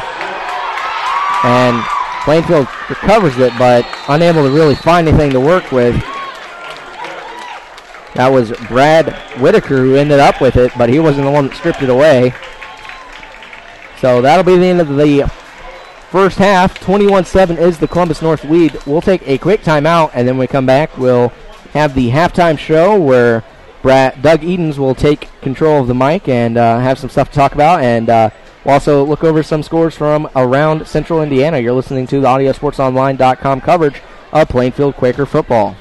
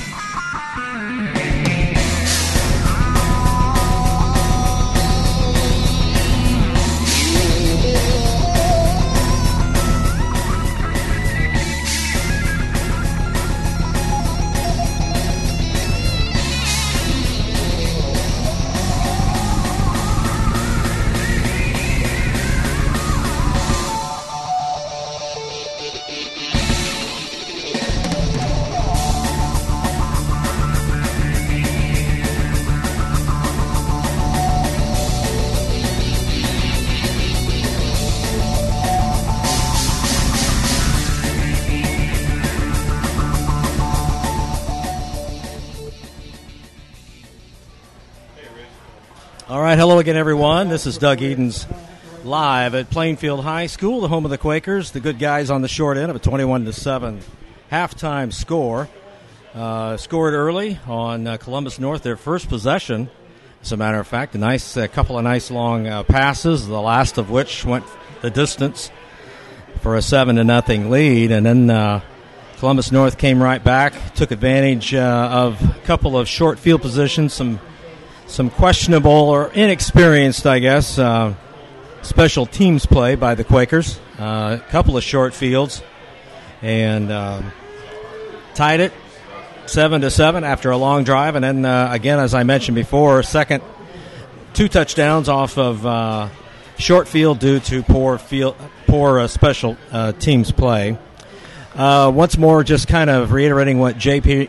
Sinclair said, Columbus North, of course, coached by Tim Bless. He's kind of a local, got a little bit of a local flavor. He's Avon's coach Mark Bless's brother. And as he mentioned before, as J.P. mentioned before, he's in his 17th overall season. And Columbus North plays in a very, very rugged conference. This Conference Indiana, you've got Bloomington North and Bloomington South, Terre Haute North and Terre Haute South, Perry Meridian, Southport, Franklin Central. This is essentially a 5A and 6A conference. The Quakers, of course, in 4A. Last year, Plainfield prevailed at Columbus North 34-32 as the Bulldogs put forth a very, very strong comeback, but not quite in time to win. And as JP mentioned, excellent play-by-play, by the way, JP. As he mentioned, Coach Bless does have all 3 of the program's regional championships, the last of which came in 2007. And he also had some excellent pregame for the Quakers. Coach Brian Woodard, they lost, of course, last year in the first game of the postseason to Lebanon there. And they've had a trouble with that over the last few years. They would open strong, and then they would sort of take a slide and finish the season with consecutive losses. Hopefully the Quakers can get over that. One of the things, too, is that the Quakers have posted, since Coach Woodard started, 8 consecutive opening wins, and that may be in jeopardy tonight if the Quakers don't turn it around and have a comeback. It was just a fantastic first half for Columbus North. Bulldogs, a veteran squad all the way around, as JP alluded to in his pregame as well. So just wanted to let you know that at halftime we're going to be looking at the Mid-State Conference. We're also going to be taking a look at area scores here. If I can figure out JP's phone here. It's, there it's on. In the second period, Bloomington South is leading Bedford North Lawrence by 10. North Montgomery over Benton Central by 12 in the second period. Here's one of local interest. Pike is beating Brownsburg 21-6. Cathedral losing big against Ben Davis 23-0. Can that go forward? And let's see. Here we go. Cascade and Crawfordsville, no score. Edgewood over North Putnam. And let's see, what else do we have here? Hamilton Southeastern and Carmel 7-all. A couple of top-notch squads. And let's see, Monrovia and Ritter 14-12. Ritter over Monrovia. That's at the half. Of course, these are all early scores. Greenwood over Perry Meridian 14-0. We'll get into that here in just a little bit. We'll go ahead and go along with the with what I've gotten so far for this first half. Just wanted to make a special note of local interest. The first preseason American Family Insurance All-USA Indy team, announced by the Indianapolis Star earlier today, featured players of local interest on first-team offense from the Mid-State Conference. Decatur Central's junior Trent Maynard, who the Quakers will face in a few weeks on the offensive line. Decatur Central's senior quarterback Tommy Stevens is also mentioned, along with Brownsburg running back Talks Akinribadi for the first-team offense of that USA All-American, All-Indy team. First-team defense includes Avon's defensive lineman Joe Belden, And, of course, the Quakers' Morgan Hagee, who we've seen on the field tonight, is the squad's kicker. So, again, congratulations to these fine young men. Best of the season to them as it goes along. Halftime at Plainfield High School. You can hear the marching band in the background. The preseason AP rankings in Class 6A, Avon is ranked 12th. Brownsburg is ranked 14th. In the Mid-State, Class 5A, Whiteland is 5th. Decatur Central is 10th. Martinsville is 11th. In Plainfield's Class 4A, Greenwood is ranked 12th. So you've got four Mid-State Conference squads that are ranked that Plainfield's going to have to face.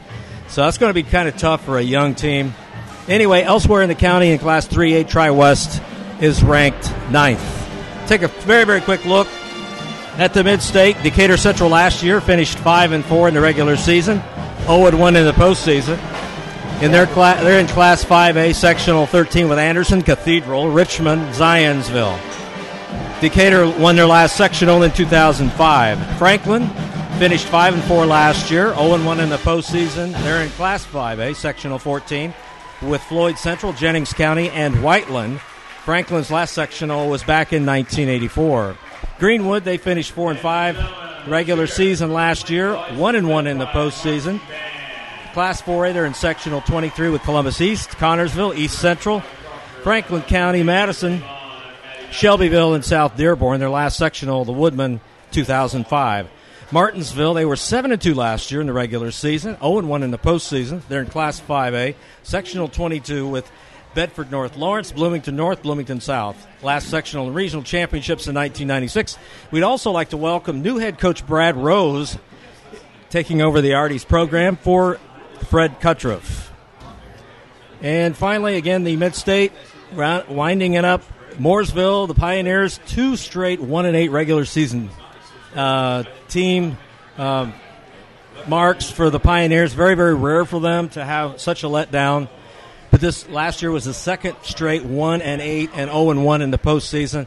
They're in Plainfield Sectional Class 4A, Sectional 22, Danville, Chittard, Northwest, Roncalli, of course, Lebanon, and Northview, and of course the Quakers are there as well. Last time Mooresville won the sectional was 2004. Of course, the Quakers. That was head coach Bless for Avon back then. That was their last sectional win. Yeah.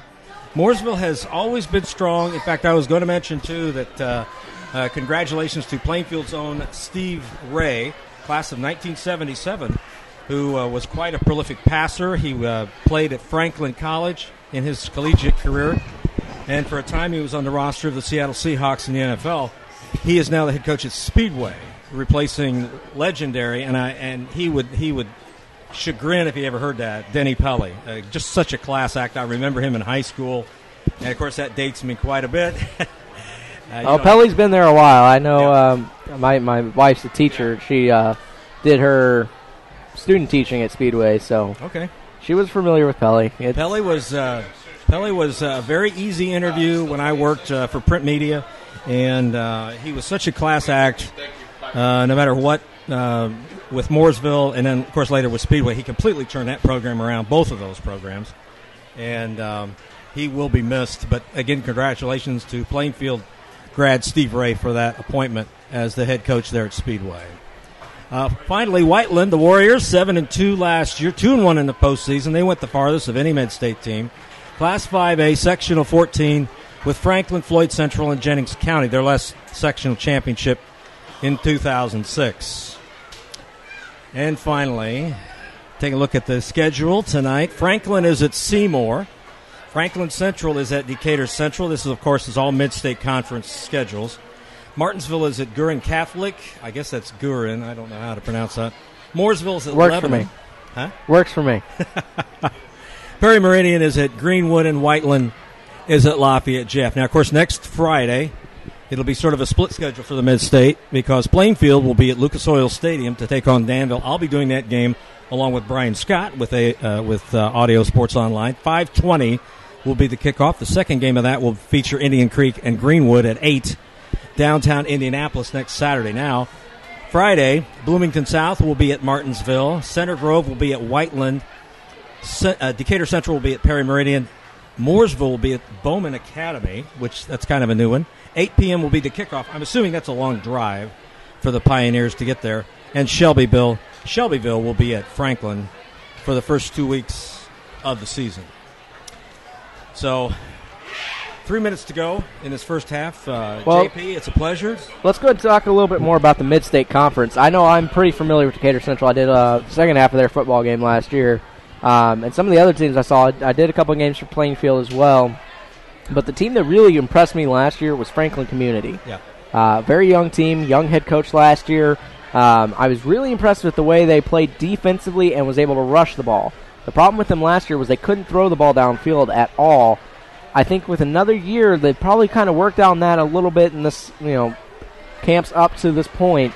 I'm expecting a lot from Franklin Community. Have you had the opportunity to see much of them last year? Yeah, saw a little bit of Franklin. In fact, watched Audio Sports Online's podcast of it, archived podcast of it, and was very, very impressed with them. Franklin has always been sort of a mixed bag. It's kind of been up and down with them, depending on the talent, as it is with every school. But most of the time, you're domineering schools. But this time with Franklin, they have an added incentive too. They lost a couple of classmates this spring and summer, to some pretty tragic events. So one of them was a varsity starter on football. And so I wish now I would have remembered to put his name on my paperwork to express condolences to that community. But they'll have an incentive this year. They'll be playing in memory of those two kids that lost their lives. And, we'll just see how far it carries them. But Franklin Central, they're in that, that very rich Johnson County anyway, with Whiteland and Greenwood. And very, very strong. That whole surrounding area, Center Grove is down there, Southport's down there.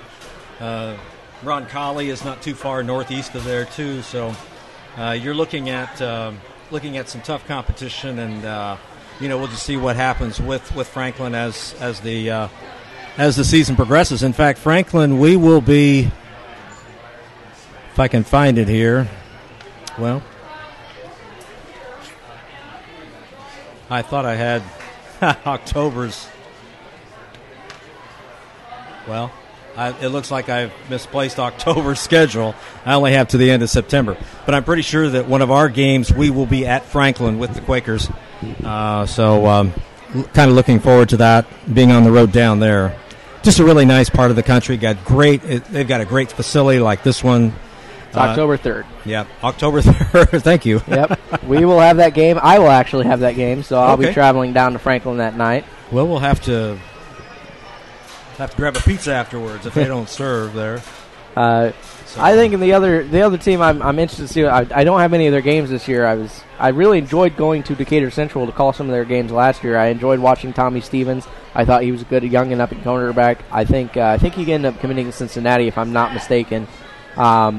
But it was very fun to see him during his junior campaign. I'm interested to see what he brings to the senior campaign. Yeah. They did lose their big-time rusher in Eli Conlon last year, so looking, especially with that high-powered offense, looking to see what else they bring to the table. Wow. That's tough when you put 11 touchdowns on the board and you lose in one game. That's just... I had that game, and I will never forget doing that game. I didn't think I was ever going to be able to stop talking. That was the... Actually, I think I still even have the paperwork. It was Perry Meridian winning over Decatur Central 83-78 on that night. And that was something else. A school record or a state record for I points think it was for both second teams. or third. Second or third. That's just, if I remember right. Now, see, I remember Warren Central when they had their 4 straight state championships in 5A. They played one of the powerhouses of Ohio or Illinois, and that game was 70-50. Really, like a really bad basketball game. Really bad basketball game. So the defense didn't suit up, or maybe arena ball. But that I would like to have seen that. It was really the perfect storm, because Decatur Central didn't necessarily have the worst defense, but Perry Meridian just had such a good offense. Both Decatur Central and Perry Meridian's offenses last year were just excellent. Decatur Central on the ground, and then Perry Meridian through the air. They had a great quarterback last year. I can't even remember the guy's name, but it was an excellent, fun game to watch. not a good game to call. Yeah. Just so much action going up and down the field, but overall, I think the Mid-State has a lot to offer this year. Yeah. I think Avon is going to be very, very good, very competitive. I'm interested. I didn't get to see that much of Plainfield last year. I only got to see one game against Franklin Community, but this is a young team, so I'm really looking forward to seeing them grow. Yeah. All right. Well, we're ready to start this third period of play.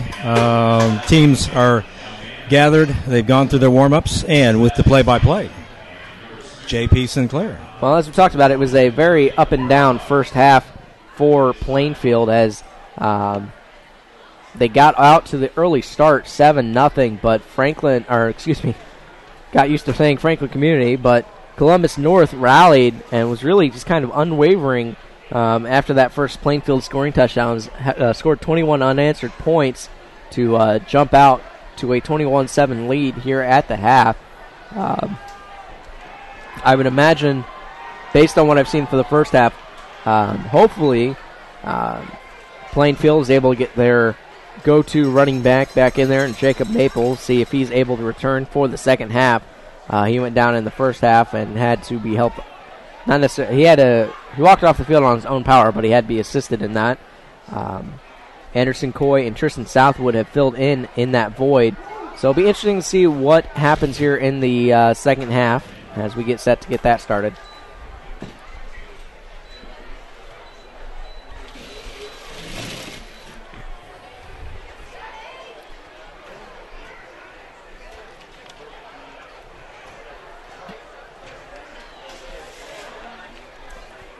It's been pretty impressive thus far watching Columbus North's offense operate, particularly under junior quarterback Mitchell Kelly.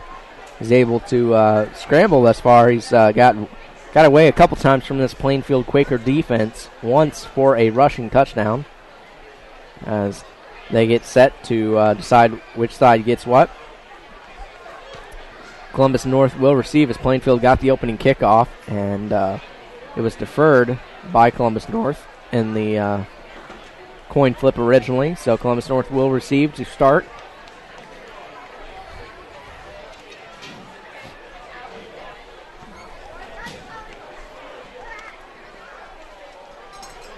Sharp and Burton back deep to return for the Bulldogs. Morgan Hagee on to kick it off.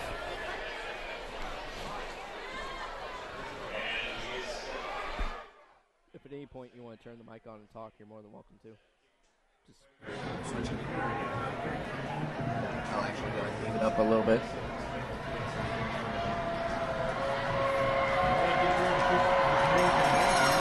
We'll see if my owl eyes have gotten any better from last year as it continues to get darker here. Kick is high, fielded at close to the 9-yard line by Sharp. He cuts over to the right side of the field, looks for room to work with in the middle, gets close to the 27-yard line before he's brought down. And that'll bring out 1st and 10 for the Bulldogs.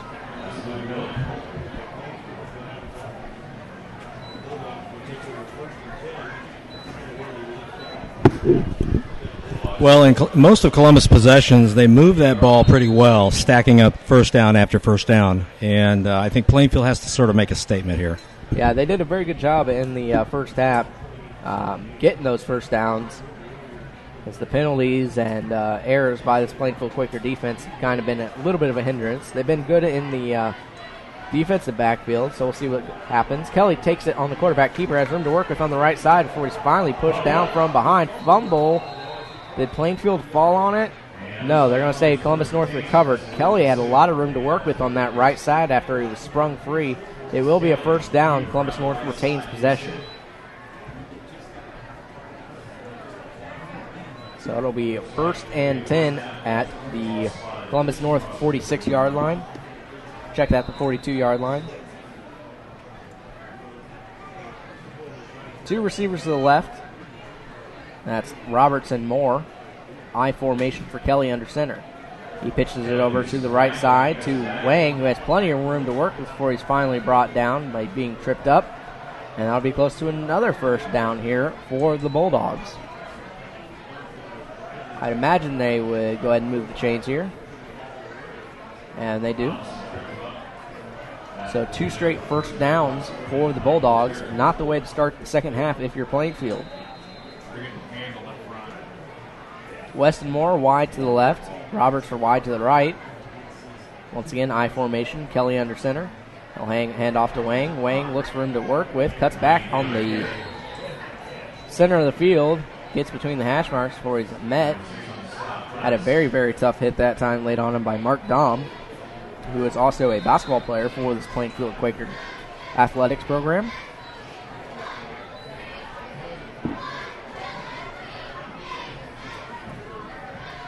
So 2nd and 1, ball on the 39 of Plainfield.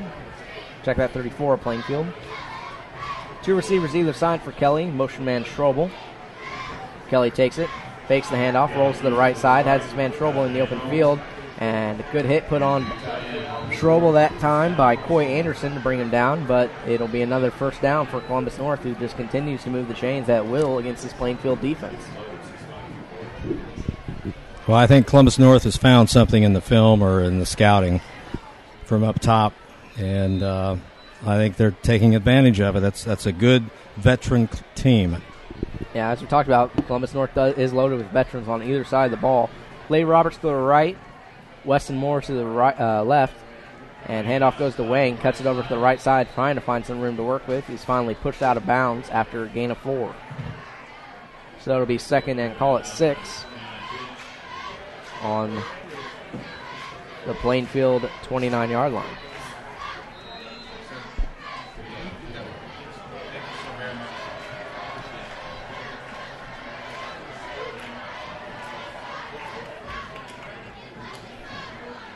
Clay Roberts wide to the right. 2 receivers go to the left. That is Sharp and Weston Moore. High snap. Kelly takes it, rolls to the left, looking for his intended targets. 2 receivers in the area, and it'll be an incomplete pass.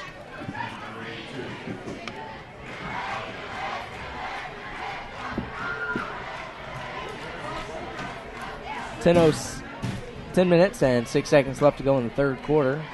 Columbus North still leads 21-7. If you're just joining us, I'm JP Sinclair. This is the Plainfield High School Quakers taking on the Columbus North Bulldogs and Indiana High School Athletic Association high school football. Kelly looks to hand off to Wang. He drives ahead and gets a little bit before he's finally pushed back. Never actually brought down, though. Call it a 2, maybe 3-yard gain. So that'll bring out 4th down. We'll see what Columbus North likes to do here.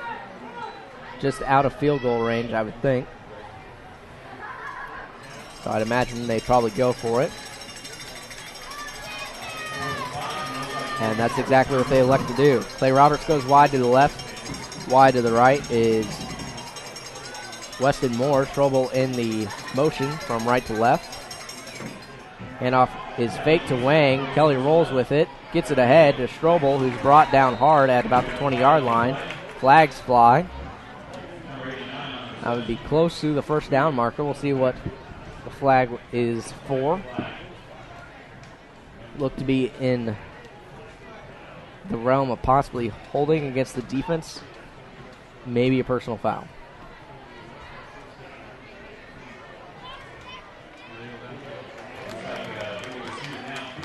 Actually, it was an illegal receiver downfield against Columbus North, so that'll push back the Columbus North Bulldogs.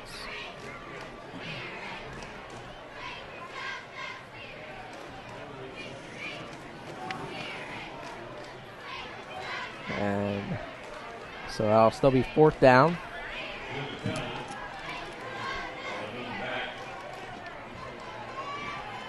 Still, you're past the 50, but before the 30, so you're kind of in that we're going to go for it territory for the Bulldogs.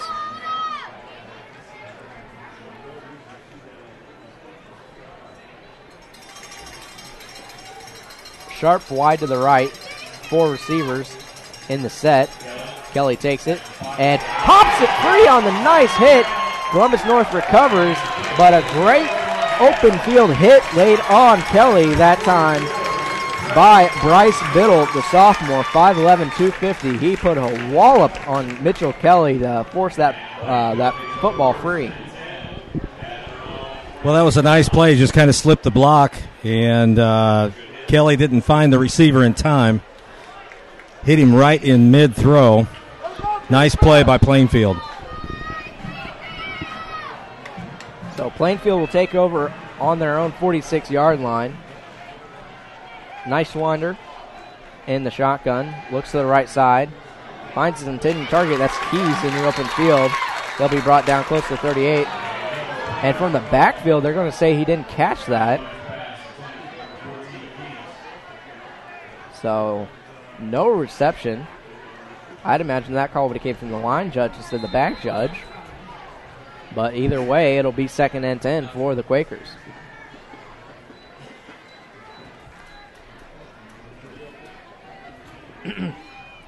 Two receivers to the left. I formation. Nice wander under center. Handoff goes this time and met after a gain of 1. That was Anderson Coy Coy Anderson on the rush for a gain of 1. So it'll be 3rd and call it 9 on Plainfield zone 46. So once again, Plainfield facing another very long 4th down. Spread formation this time from Plainfield in the shotgun. And whistles blow as Columbus North takes a timeout. They had one extra man on the field trying to get him off and didn't want to take the penalty.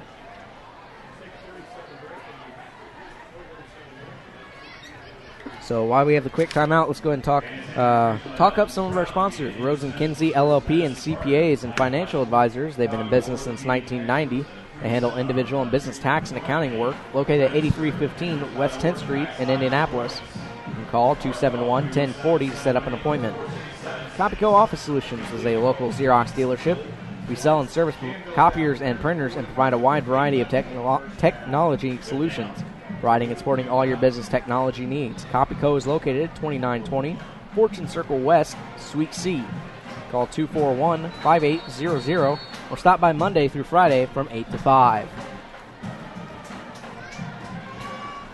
Plainfield desperately needs to get into enemy territory. Just notice that Jacob Maple is out on the field. He's actually on the bike there near the track. So it looks like he's trying to get some muscles worked out. Forward receiver set for Plainfield. Nice wander. Takes it. Looks to the right for the screen, and it was almost intercepted. That's the second time they've tried that little pick screen, and it has not worked out at all for Plainfield. And Columbus North has read that play all the way each time. Yeah, that was kind of a throwback to the telegraph days where you kind of let people know exactly what you're going to do. So that'll bring out 4th down, and once again, Hagee on the field to punt away. Burton back deep to return for Columbus North. Low snap. Hagee takes it, gets the kick away. Really nice kick. Burton fields it at about his own 15, bobbles it, recovers, gets to about the 20 where he's hit right away and brought down. Great open field tackle that time by Kason Armour, the 5'10 junior, 225-pounder. Just put a very, very solid hit on Burton and didn't let him get away from that one.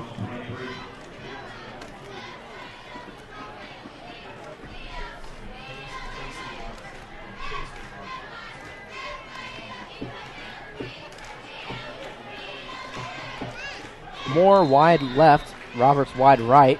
Kelly under center in the I formation. Handoff goes to Wang. He works ahead, plowing ahead, continuing to jump off of tackles, gets all the way close to the 30, maybe the 31. So that'll bring out 2nd and call it 3.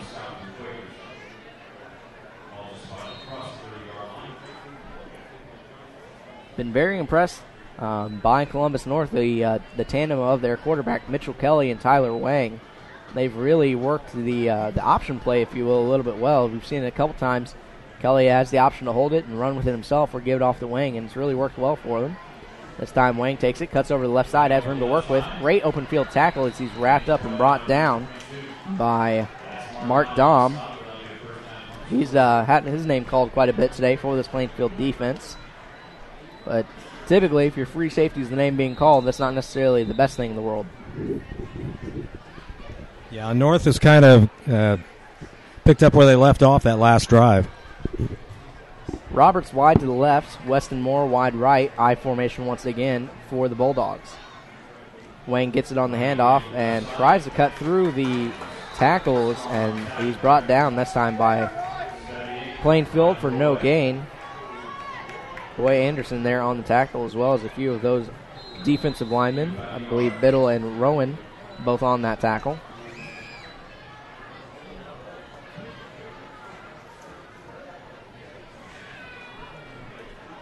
.6:39 left to go in the third quarter, 21-7. 2nd and 9 on the Bulldog 37.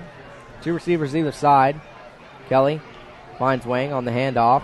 Once again, he cuts it over on the right side and gets ahead for about, call it 4 before he's brought down. Got a very nice push there, but in floor progress should give him about 4 yards.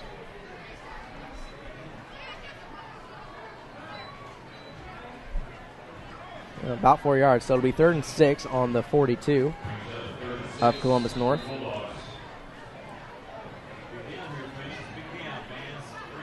Weston Moore wide to the left, Roberts wide right. Once again, I formation, Kelly under center. On the pitch out, Wang has room to work with and gets ahead across the 50. Flags thrown at around the 49. We'll see what the call is. I've not really seen that much from Plainfield. It is holding against Columbus North, so that'll back them up and negate the gain. One of the things that's kind of surprised me thus far about this Plainfield defense, their set really has not changed that much. They're not really doing too many stunts or showing anything as far as blitzes go, and they haven't really brought that many. They're just kind of staying pat. So, not necessarily the most aggressive defense thus far from Plainfield.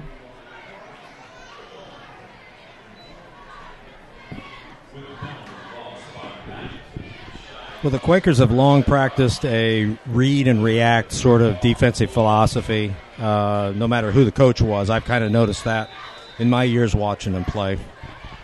Clay Roberts wide left, Weston Moore wide right. In the slot is Schroebel. Kelly gets it, and he's going to have it on the quarterback keeper, has room to work with, and gets close to the, call it, 46-yard line before he's brought down. Thus far, Columbus North has really done a very good job getting Kelly in the designed run plays, room to work with.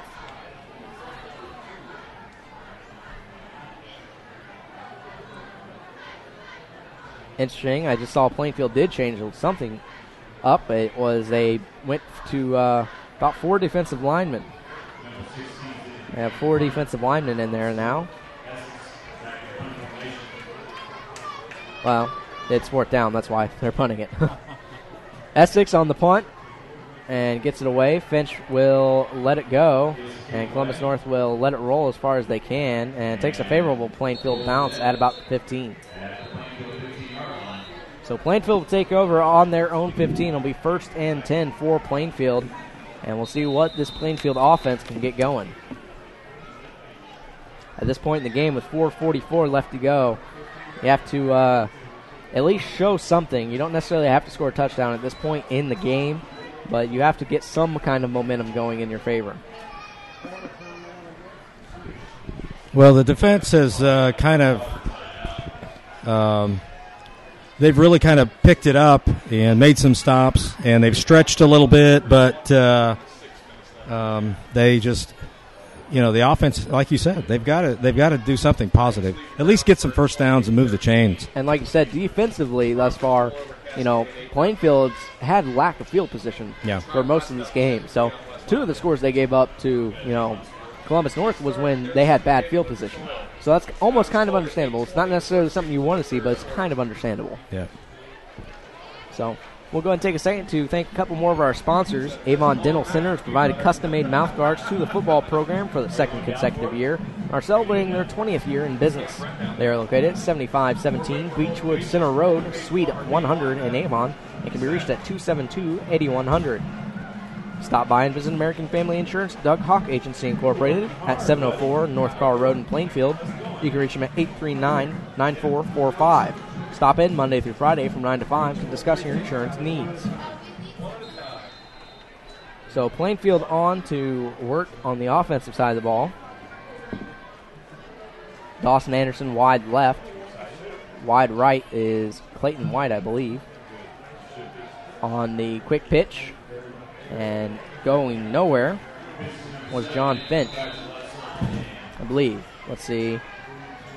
Check that. That's Anderson Coy. That was the rusher. So that goes for a loss of 1. So it'll be, call it 2nd and 11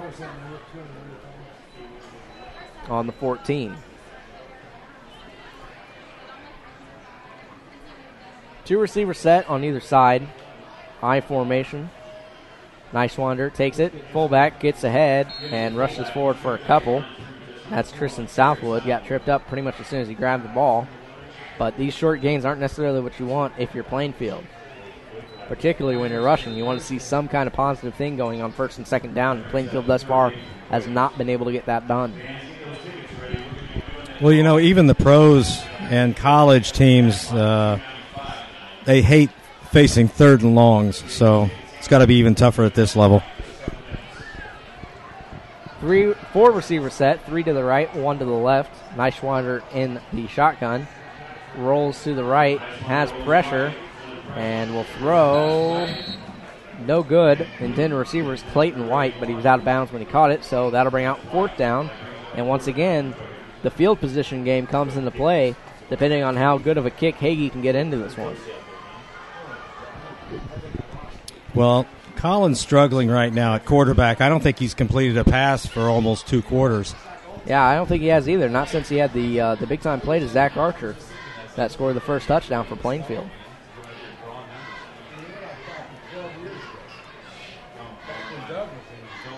Hagee takes the low snap, gets it away, almost had it blocked. Burton will field it, misfields it. It rolls to the back. He picks it up at about the 41, Burton evading tacklers, getting positive gain out of such a bad play all the way up to about the 47-yard line.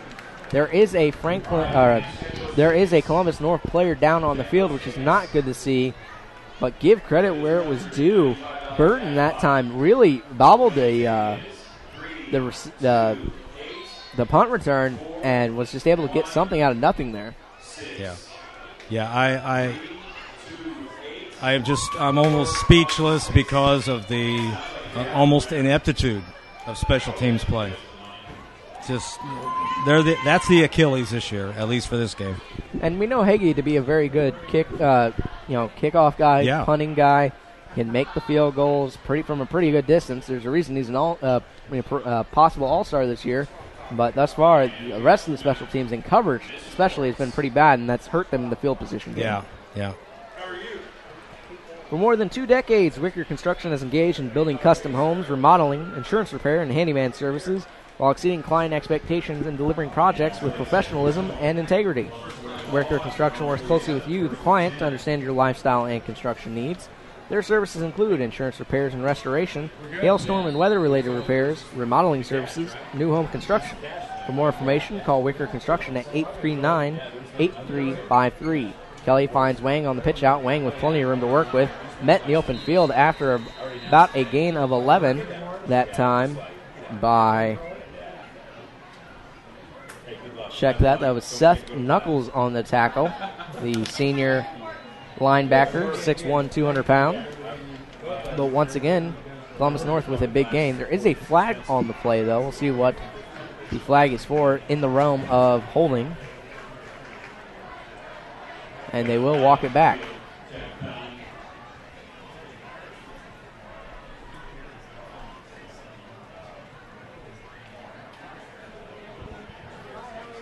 So it will be a holding. So So 5-yard penalty from the original line of scrimmage, so it'll be first and call it. Actually, make that 10-yard penalty, so it'll be first and 20 from the Bulldog 37. And off that time goes to Byers. He works over to the right side, gets a gain of about 3 or 4 before he's brought down.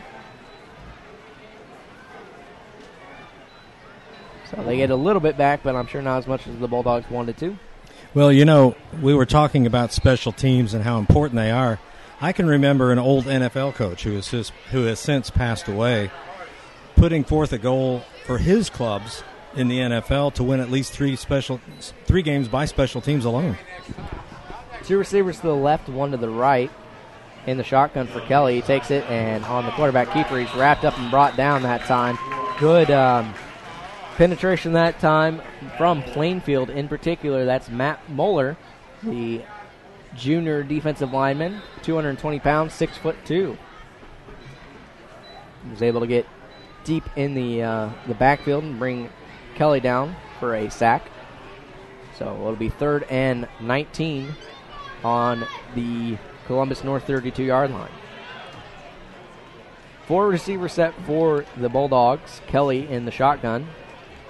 Looks left, throws, has a man, and thrown a little bit too far that time. His intended target was Clay Roberts.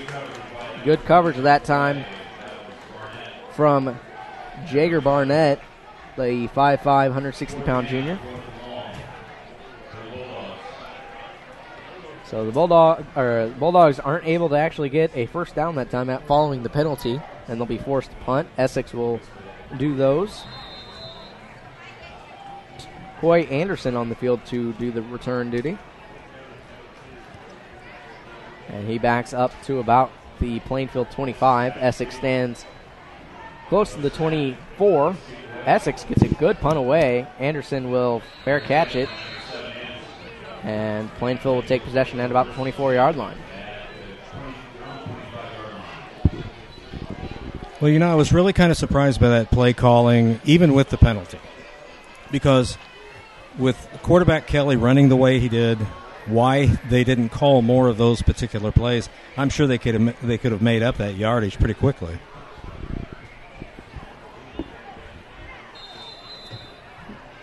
Two receivers to the left for the Quakers.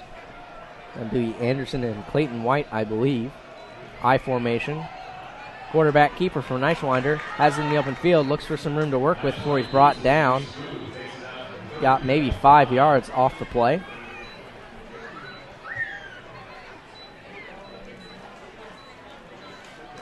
So, Neischwander having a little bit better time rushing the ball.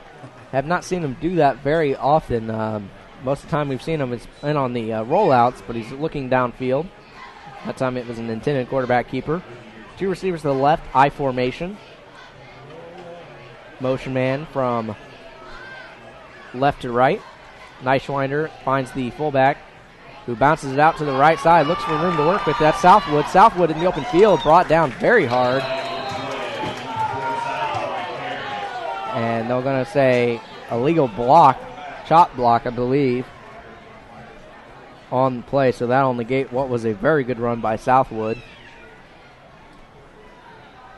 Dawson Anderson, I believe, the block in the back.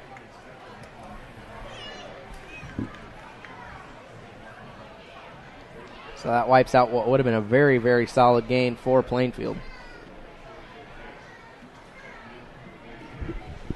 And that's typical what you're going to get with a young team.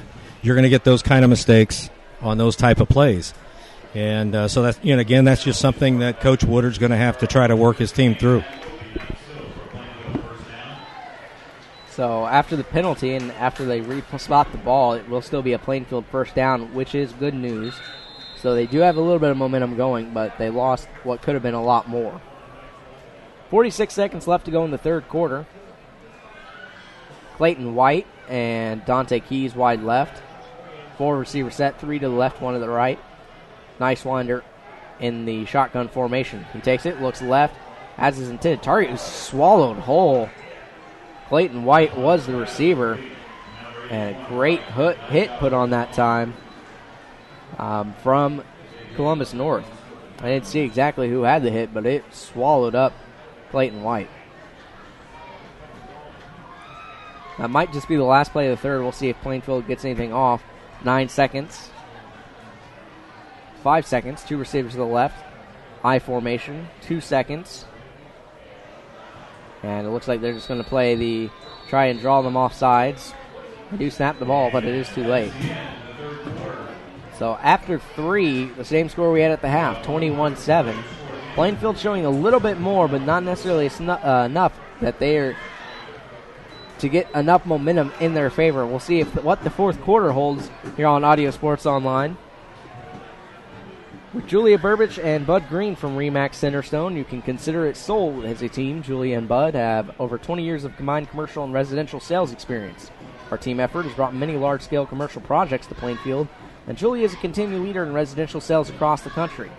Call Julia today at 317-754-5057 and let her make your next home purchase or selling experience as stress-free as possible. Special thanks to the Niagara Bottling Company, open 24 hours a day, 7 days a week. For more information on how they can get to work for you, please call 909-230-5000, extension 5912. And the Beacon Sign Company.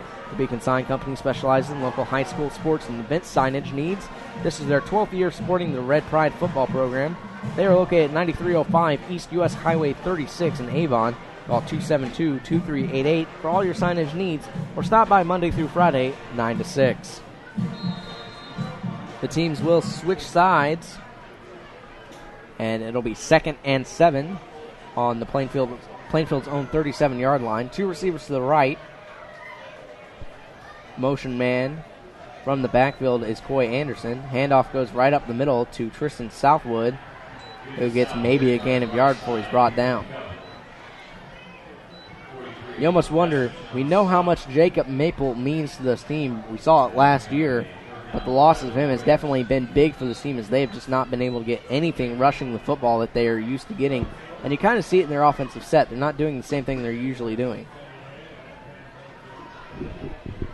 Well, like you mentioned in the pregame, it's going to take them a little bit to gel, and it's really, really tough to gel against somebody who has a lot more experience than you. So that's just to be expected, I think. Very, very tight formation this time from Plainfield, and that rush goes nowhere. You have that many people in the line of scrimmage, and you get a gain of maybe nothing. So Plainfield had no receivers on the outside. It was pretty much bunch formation all the way, and they just weren't able to get anything going up front. So that'll bring out 4th and 5 on the Plainfield 41 and force another Plainfield punt. Burton goes back to return. Hagee on to punt it away. Burton stands at about his own 18. Burton on his own 25. Hagee's punt up. Very nice punt. Burton comes up, fields it out about the 25. Misfields it. Plainfield has a chance to fall on it. Can't get it. And Burton, once again, is forced to fall on it. We've seen Burton mishandle a couple of return kicks thus far tonight, but thus far, Plainfield has not been able to capitalize on those mistakes.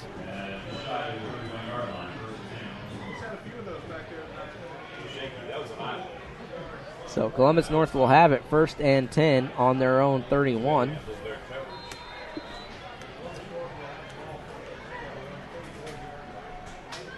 Weston Moore wide to the right, wide to the left is Clay Roberts.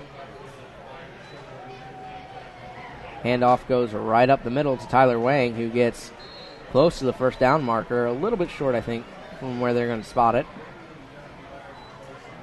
Call it a gain of 7 or 8. Call it 8. So it'll be 2nd and 2 on the 39.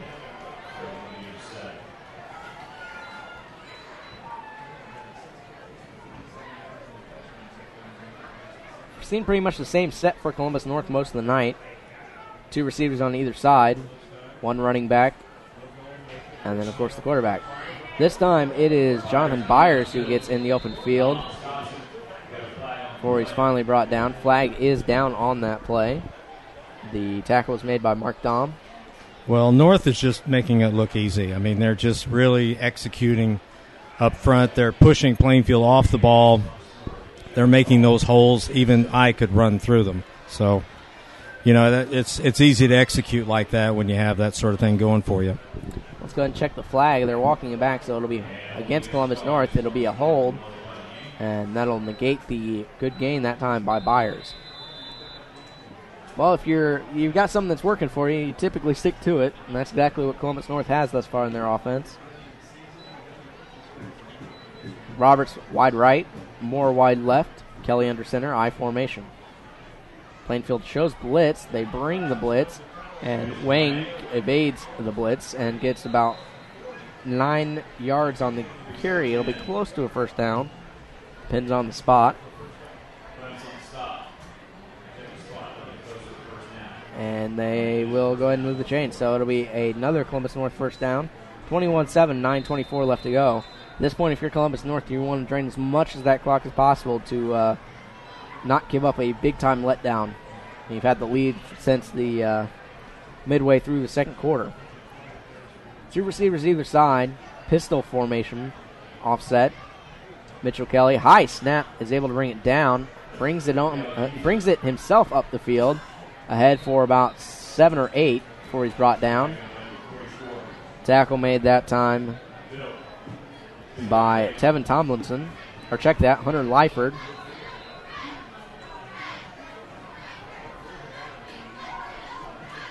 Clock continues to roll. Columbus North is going to use as much of that time as they can. Try and drain as much of the clock as they possibly can. And try and get something positive out of it all the same. Weston Moore wide to the right. Clay Roberts wide left. I formation. Kelly under center. Byers gets it on the handoff, and he'll get ahead for the first down and a couple more. Called a total gain of about 4, maybe 5 yards. Enough for the first down either way.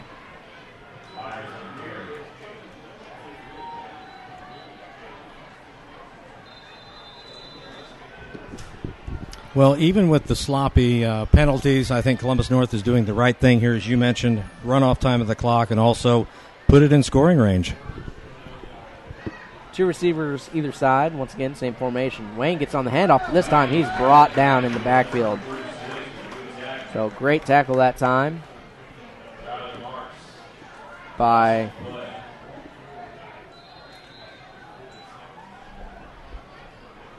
Tyler Marks, the 5'7", 215 linebacker, sophomore.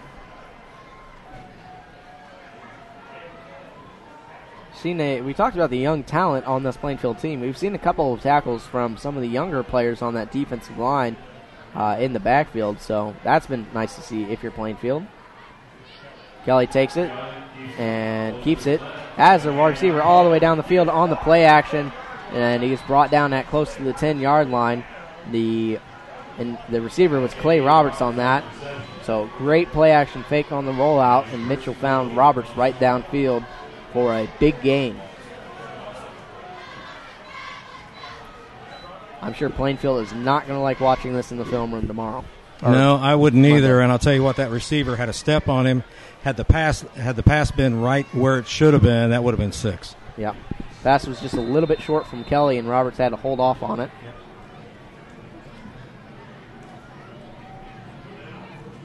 Jumbo set this time from Columbus North in the goal line.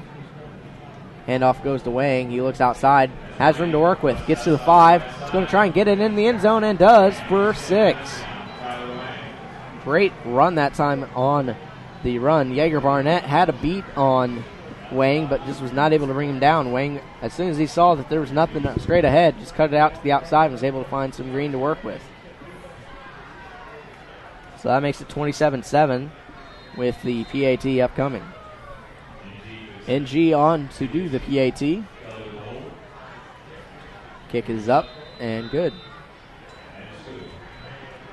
So 28-7 is the lead for Columbus North with 7:03 left to go in the fourth. This does not look good for Plainfield.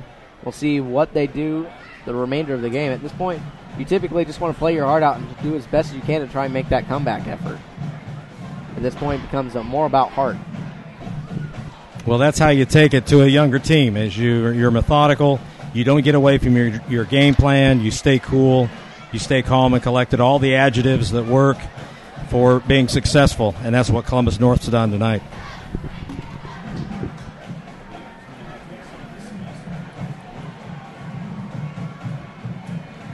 You'll have to forgive me, I do not have any stats tonight. I typically have been trying to keep my stats for football. Saw that a lot of the time last year at Decatur Central and a couple of the other games I did. But I did not bring the correct paperwork for that tonight, so hopefully we'll have that for you next week. Columbus North takes another timeout, I believe. So while we have a timeout on the field, we will take a quick one to thank some of our sponsors. The Three Pints Brew Pub is an excellent place for great food. They offer craft drink selections brewed on site, features a family-friendly atmosphere, and would make a great destination for your next dining experience. They are located at 5020 Cambridge Way in Plainfield. For more information about menu and drink selections, call 829-1000. Hours of operation are Sunday, Monday, 11 a.m. to 10 p.m., Tuesday through Thursday, 11 a.m. to 11 p.m., and Friday to Saturday, 11 a.m. to 12:30.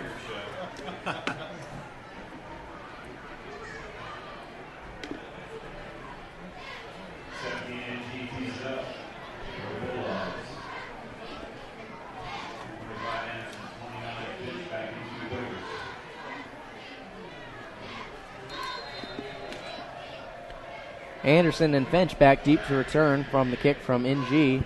Low straight ahead kick is picked up by Anderson at about the 10-yard line. Anderson has some room to work with. Gets to the 35, the 40 before he's finally pushed out of bounds. That might just be the momentum builder that Plainfield needs. He was finally brought out of bounds by Tyree Rannerman, the 5'7", 150-pound senior. But that might just be the spark that Plainfield has needed all night. Might be too little too late, though. We'll see what happens. 28-7 is the score. 6:55 left to go in the fourth. Plainfield has it 1st and 10 on their own 42. Two receivers set to the right side on the left hash. Heiswinder under center.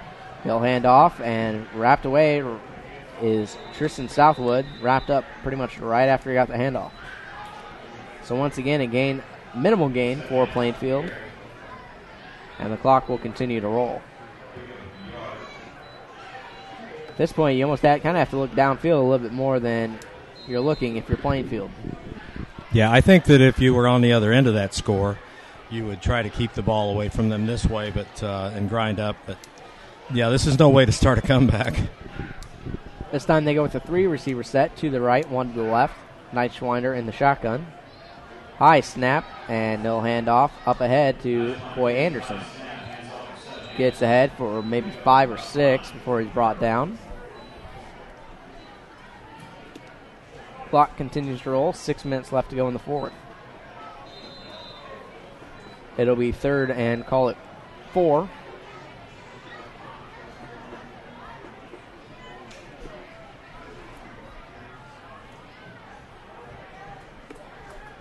Three receivers go to the bunch formation on the right side. One receiver to the left. Neitschwinder once again in the shotgun. And they'll hand off once again. Straight ahead, but with room to work, it's Southwood this time. They'll get the first down and then some. Probably about a net gain of, call it 13.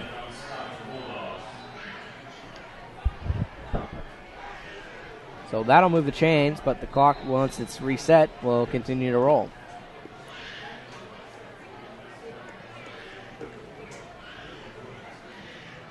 Clayton White wide right is Dawson Anderson. I formation for Plainfield. Pitch out goes to the right side. Running straight ahead with room to work before he's finally met in the center of the field.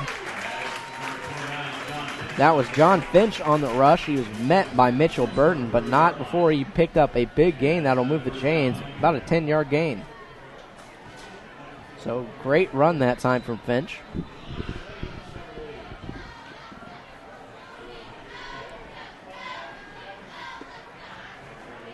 Two receivers on the right, I formation. Neitschwinder under center. And the handoff once again goes to the left side. And Finch once again on the carry. Gets it ahead for maybe a gain of 4 or 5. Call it 5. So that'll be 2nd and 5 on the Columbus North 25-yard line. Well, you know, this is the kind of work I think Coach needs, and I think that he believes his team needs, is to work on that running game. I think they've kind of found an answer in Southwood, number 4, to help out at least until the injury is better on their starting running back. 2 receivers to the left. Once again, I formation. Handoff is fake this time. Rolls to the right and finds his intended target in the open field for a big gain. And he's brought down close to, call it the 6-yard line. That was Coy Anderson on the reception.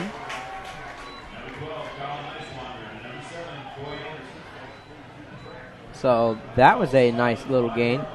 Nicewinder had pressure in his face, was able to kind of roll out and evade it and just throw it right over the top for a big gain. Clock continues to roll. 3:58 left to go in the fourth. Well, he lost your trusted, faithful cameraman with that fake. Oh, but it was a nice play. You out a little bit. It was a nice play anyway. Straight all right, ahead, there we go. And into the end zone is Plainfield for the score. That was John Finch finishing what he started. Had a couple of great runs on that drive and capped it off with the TD. Well, that gives the homies, you know, a little bit of a hope. They made a nice splurge here in the second half, in the fourth period in particular. Didn't do anything in the third quarter. Of course, neither did Columbus North. But it was a good drive. It was something they needed to work on, something they needed bad. So this is a chance to make it a 2-touchdown deficit. And the kick is blocked.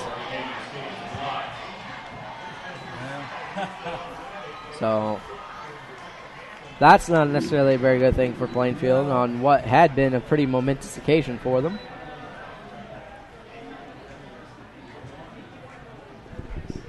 Morgan Hagee's usually pretty automatic, but again, I think that if you really looked at some good film of this, it was probably the blocking in the line. Well, it's the same thing with the high snap before. It wasn't necessarily his fault. It was just a bad snap.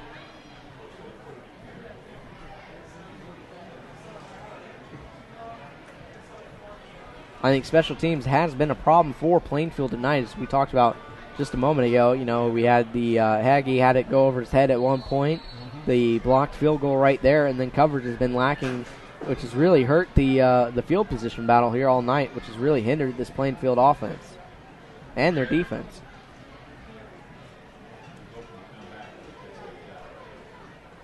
So 3:42 left to go in the fourth.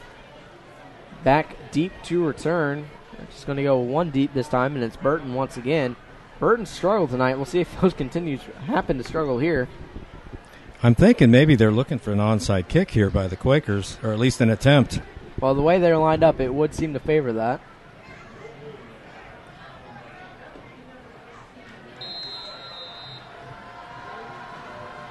Hagee kicks it, and it's a high kick. Will go 10 yards, but out of bounds. So a little bit too much there, too much mustard that time from Hagee. Had the height and the distance, it was just a little bit far left. Well, you know, if you're in the rough and you pull out a 5-iron to try to chip it, that's how you do it. But golf was never my game. Yeah, I honestly don't know what I'm talking about there either. I have a set of golf clubs in the garage that have never been touched. But yet every single garage sale we have, I won't let my wife sell them. I don't know why. 28-13 is the score in favor of Columbus North here. 3:42 left to go in the fourth quarter. Columbus North should probably just be driving out the clock. So it'll be 1st and 10 for the Bulldogs at their own, call it 36. Same formation we've seen all night. Handoff goes straight ahead to Byers, who gets ahead for 5 or 6 before he's brought down. We've seen this Plainfield defense give up a lot rushing, but on the passing attack, they've been all right. It's when Kelly's ran the ball that they've had trouble. But if they get in the backfield quick enough, they've been able to bring him down. Yeah, they're not really spying on him well enough when he takes off by himself. He's made some very, very impressive gains. He may even be the leading rusher tonight for Columbus. I formation, 2 receivers either side. And off once again goes to Byers straight ahead before he's met at close to a 4-yard gain. Met that time by, I thought it was number 39. Must have been 29. That'd be John Finch.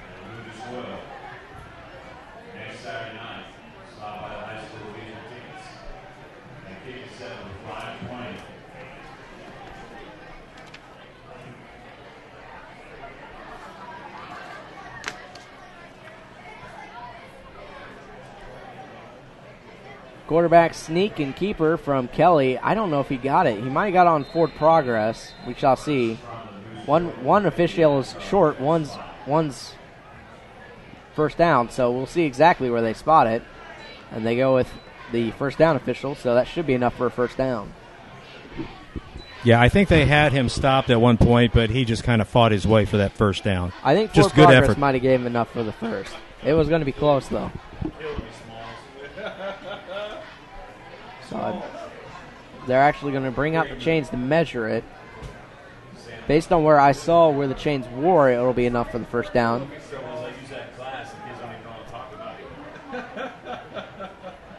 And it is.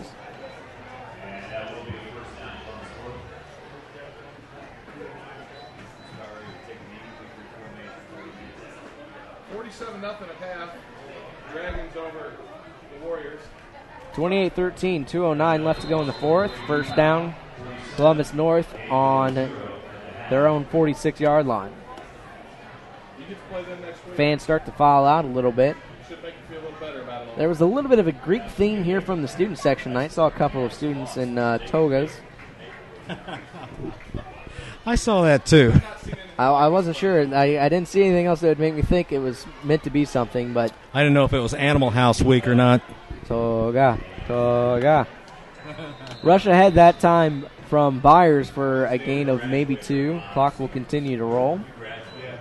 I've not seen anything like this Danville team. I mean, we're going to go for it on our own 30, 4th and 15. We're going. I mean, we're going to kick it off. They kick an onside kick every time. It's an aggressive style of football, to put it nicely. Yeah. So call it 2nd and 9. Play clock and game clock continue to tick down.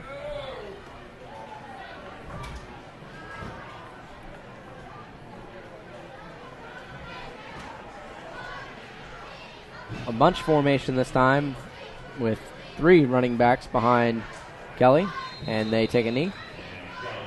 And I think they'll just have to knee it one more time to run out the clock. This Plainfield probably won't call a timeout. Curie Digital is a full-service, state-of-the-art digital printing from business cards to banners. They have been a multi-year provider of senior posters at the south end of the field. Address is 2701 Fortune Circle East in Indianapolis. Open weekdays from 7 to 7. Call them directly at 317-227-0220 for more information. If you're a business owner with or without employees, you're probably wondering about your payroll. What about taxes, child support, auditing, Social Security? It can be a bit overwhelming, but we've got the answer for you. The Payroll Department Incorporated. Payroll Department Incorporated can help put your mind at ease where all your problems are concerned. We're locally owned and operated for 20 years. Call today at 852-2568 or stop by the Payroll Department Incorporated, 701 North Green Street in Brownsburg. And the final knee will do it. Players will go on the field to shake each other's hands, and the final here is 28-13. Go ahead and thank some of our other sponsors. We want to thank our friends at Dugan Chevrolet, Dugan Sports Performance, and Jimmy John's for sponsoring tonight's broadcast. And we thank them for supporting Plainfield football. Let's go ahead and take a quick recap of the game. Plainfield got out to the early advantage, scoring 7-0, but Columbus North was not to be unwavered. They came back in a big fashion, scoring 21 unanswered points. Make that 21 unanswered points before Plainfield was able to get themselves back on the board. But once again, Columbus North still unwavered, got another touchdown, and Plainfield was unable to capitalize on the one scoring touchdown they had in the fourth quarter and even had the field goal PAT blocked. So all in all, probably not the way that Coach Woodard and his team wanted to open up the season. There are some bright spots on this team. As we talked about coming into this broadcast, it's a very young team. A lot of sophomores and a lot of juniors, and not a whole lot of seniors. Only 2 to 3 seniors on either side of the ball. So this team has a lot of room to grow, and they have a lot to take away from this first game. Yeah, I think you're right. I think that everything that Coach Woodard said was true, that they really had to kind of step it up. They did in places, but a veteran squad will step it up in a lot of places, a lot more so than one that's not. And Columbus North showed that tonight, and they took command, and they were unflappable. They kind of brushed aside that 7-0 deficit early, put up 28, as you said, unanswered points, 21 in the first half to take the lead, basically for good. Yeah, I mean, give credit where it's due. Coach Bless had his team ready to go tonight. As you talked about, a veteran squad came in, knew exactly what they wanted to get accomplished, and, as you said, unwavering in that progress towards that goal. Yeah, and they mixed it up when they had to with their quarterback, who did a very, very fine job as far as mixing up his plays. And, of course, I'm sure that the coach had a lot to do with that. Tim Bless, of course, as you mentioned before, the brother of Mark Bless, very familiar with Plainfield. I'm sure that they've talked about this particular match for both sides. But, again, like you said before, it wasn't a good way for the Quakers to start. But, next week the Quakers are going to be at Lucas Oil. And I understand that you'll be Hamilton Southeastern? Yep, I will be at Hamilton Southeastern to call my next Friday's game. I'll be honest, I don't even know who they're playing just yet. I could probably look it up real quick. But yeah, that's fine. It's a different conference, so I've never actually had the privilege of seeing Hamilton Southeastern play. I don't even know where Hamilton Southeastern is, so it'll be a fun new experience for me this week coming up. But if you look back to this Plainfield team, and you have to look at who possibly gets the game ball, if you will, I have to give it to John Finch, because he was almost everywhere on the field, offensively and special teams, and a little bit defensively as well. So Finch did a very good job for Plainfield tonight, and he gets my game ball. Yeah, I would have to go with the quarterback for Columbus North if I were giving him, any of the Columbus teams, because he just did such a fine job. He carried out what he had to do from the coach. I'm sure that they call the plays and send it into him. He may be able to audibilize. I don't know about that, but anyway, Bless did a very, very good job scouting this team and taking advantage of it. Up next for Plainfield High School, they will be back in action at Lucas Oil Stadium on Friday, August 30th at 5:20 p.m. at Lucas Oil Stadium in a non-conference matchup against Danville. I don't know too much about Danville. You probably know a lot more than I do. The Warriors have been really kind of up and down. Plainfield used to play them years ago, and they dropped them for a while. And then they restarted the rivalry. They were backyard. They were even in the mid-state for a bit. And but then with Plainfield growing a little bit bigger than Danville, Danville went into a smaller class when the high schools kind of divided into that. And frankly, though, since they have started back this rivalry, I think 9 years, Plainfield has owned the Warriors. And Coach Chuck Schwannekamp, his last year, the Quakers were playing Danville and beat them by 3. The rest of it has all been gravy. Coach Woodard has never lost to them. So, we'll see what happens. If anything, I heard a score at the half. They weren't doing so well, but, that's a different team. So we'll just have to see. And I can remember once, and I know this is aging me a bit, when Plainfield just got slaughtered by a county rival. And the coach that didn't want to play them the next week was Danville's coach, because he knew the Quakers weren't that bad. And he knew that the team that beat them weren't that good. And Plainfield socked them. 28-0 was the score. And that was a very, very good Danville squad then. But anyway, we'll just have to see. It'll be kind of exciting to see Lucas Oil Stadium. You'll like covering Hamilton Southeastern. They're a very fast team. The conference, Brownsburg and Avon are both in that. It has a Hendricks County flavor to it. They used to be playing each other strictly. It was all conference. Now they've got outside of that. I think Avon's going to be playing Ben Davis next Friday. I believe they started with Lawrence North at Lucas Oil. Avon played Lawrence North today. So neither of those schools are in the conference. So anyway, it's interesting how they've kind of gone outside of their own conference. We've seen teams like, I know Cathedral doesn't necessarily have a conference; they're independent, but that works out for them because they play such a high level of competition that by the time tournament time comes around, they play high competition from not just Indiana but other states as well. Oh, absolutely, and they could be 2-7 on the regular season and win the state. Yep. That's just the way they are because they're so gifted. So anyway, hey JP, it was a pleasure, my friend. Yep. to, Brian Scott and my partner tonight, Doug Edens, will be there for the Horseshoe Classic game next week for Plainfield versus Danville. You can catch that on audiosportsonline.com next week. Thank you for listening to Plainfield Varsity Football, powered by audiosportsonline.com. This broadcast has been brought to you by the Hendricks County Flyer, Rhodes and Kinley LLP, Copyco Office Solutions, American Family Insurance, Doug Hawk Agency Incorporated, Wicker Construction, Julia Burbridge of Remax Centerstone, Niagara Bottling Company, Beacon Sign Company, the Three Pints Brew Pub, Carey Digital, Jimmy John's, Dugan Chevrolet, Dugan Sports Performance, and the Coachman Restaurant and Lounge. It's been our privilege to be invited into your Friday evening. A great first Friday for high school football and plenty more action to come up. Wishing you all a well and safe weekend. For Doug Edens, I'm JP Sinclair. Have a good evening.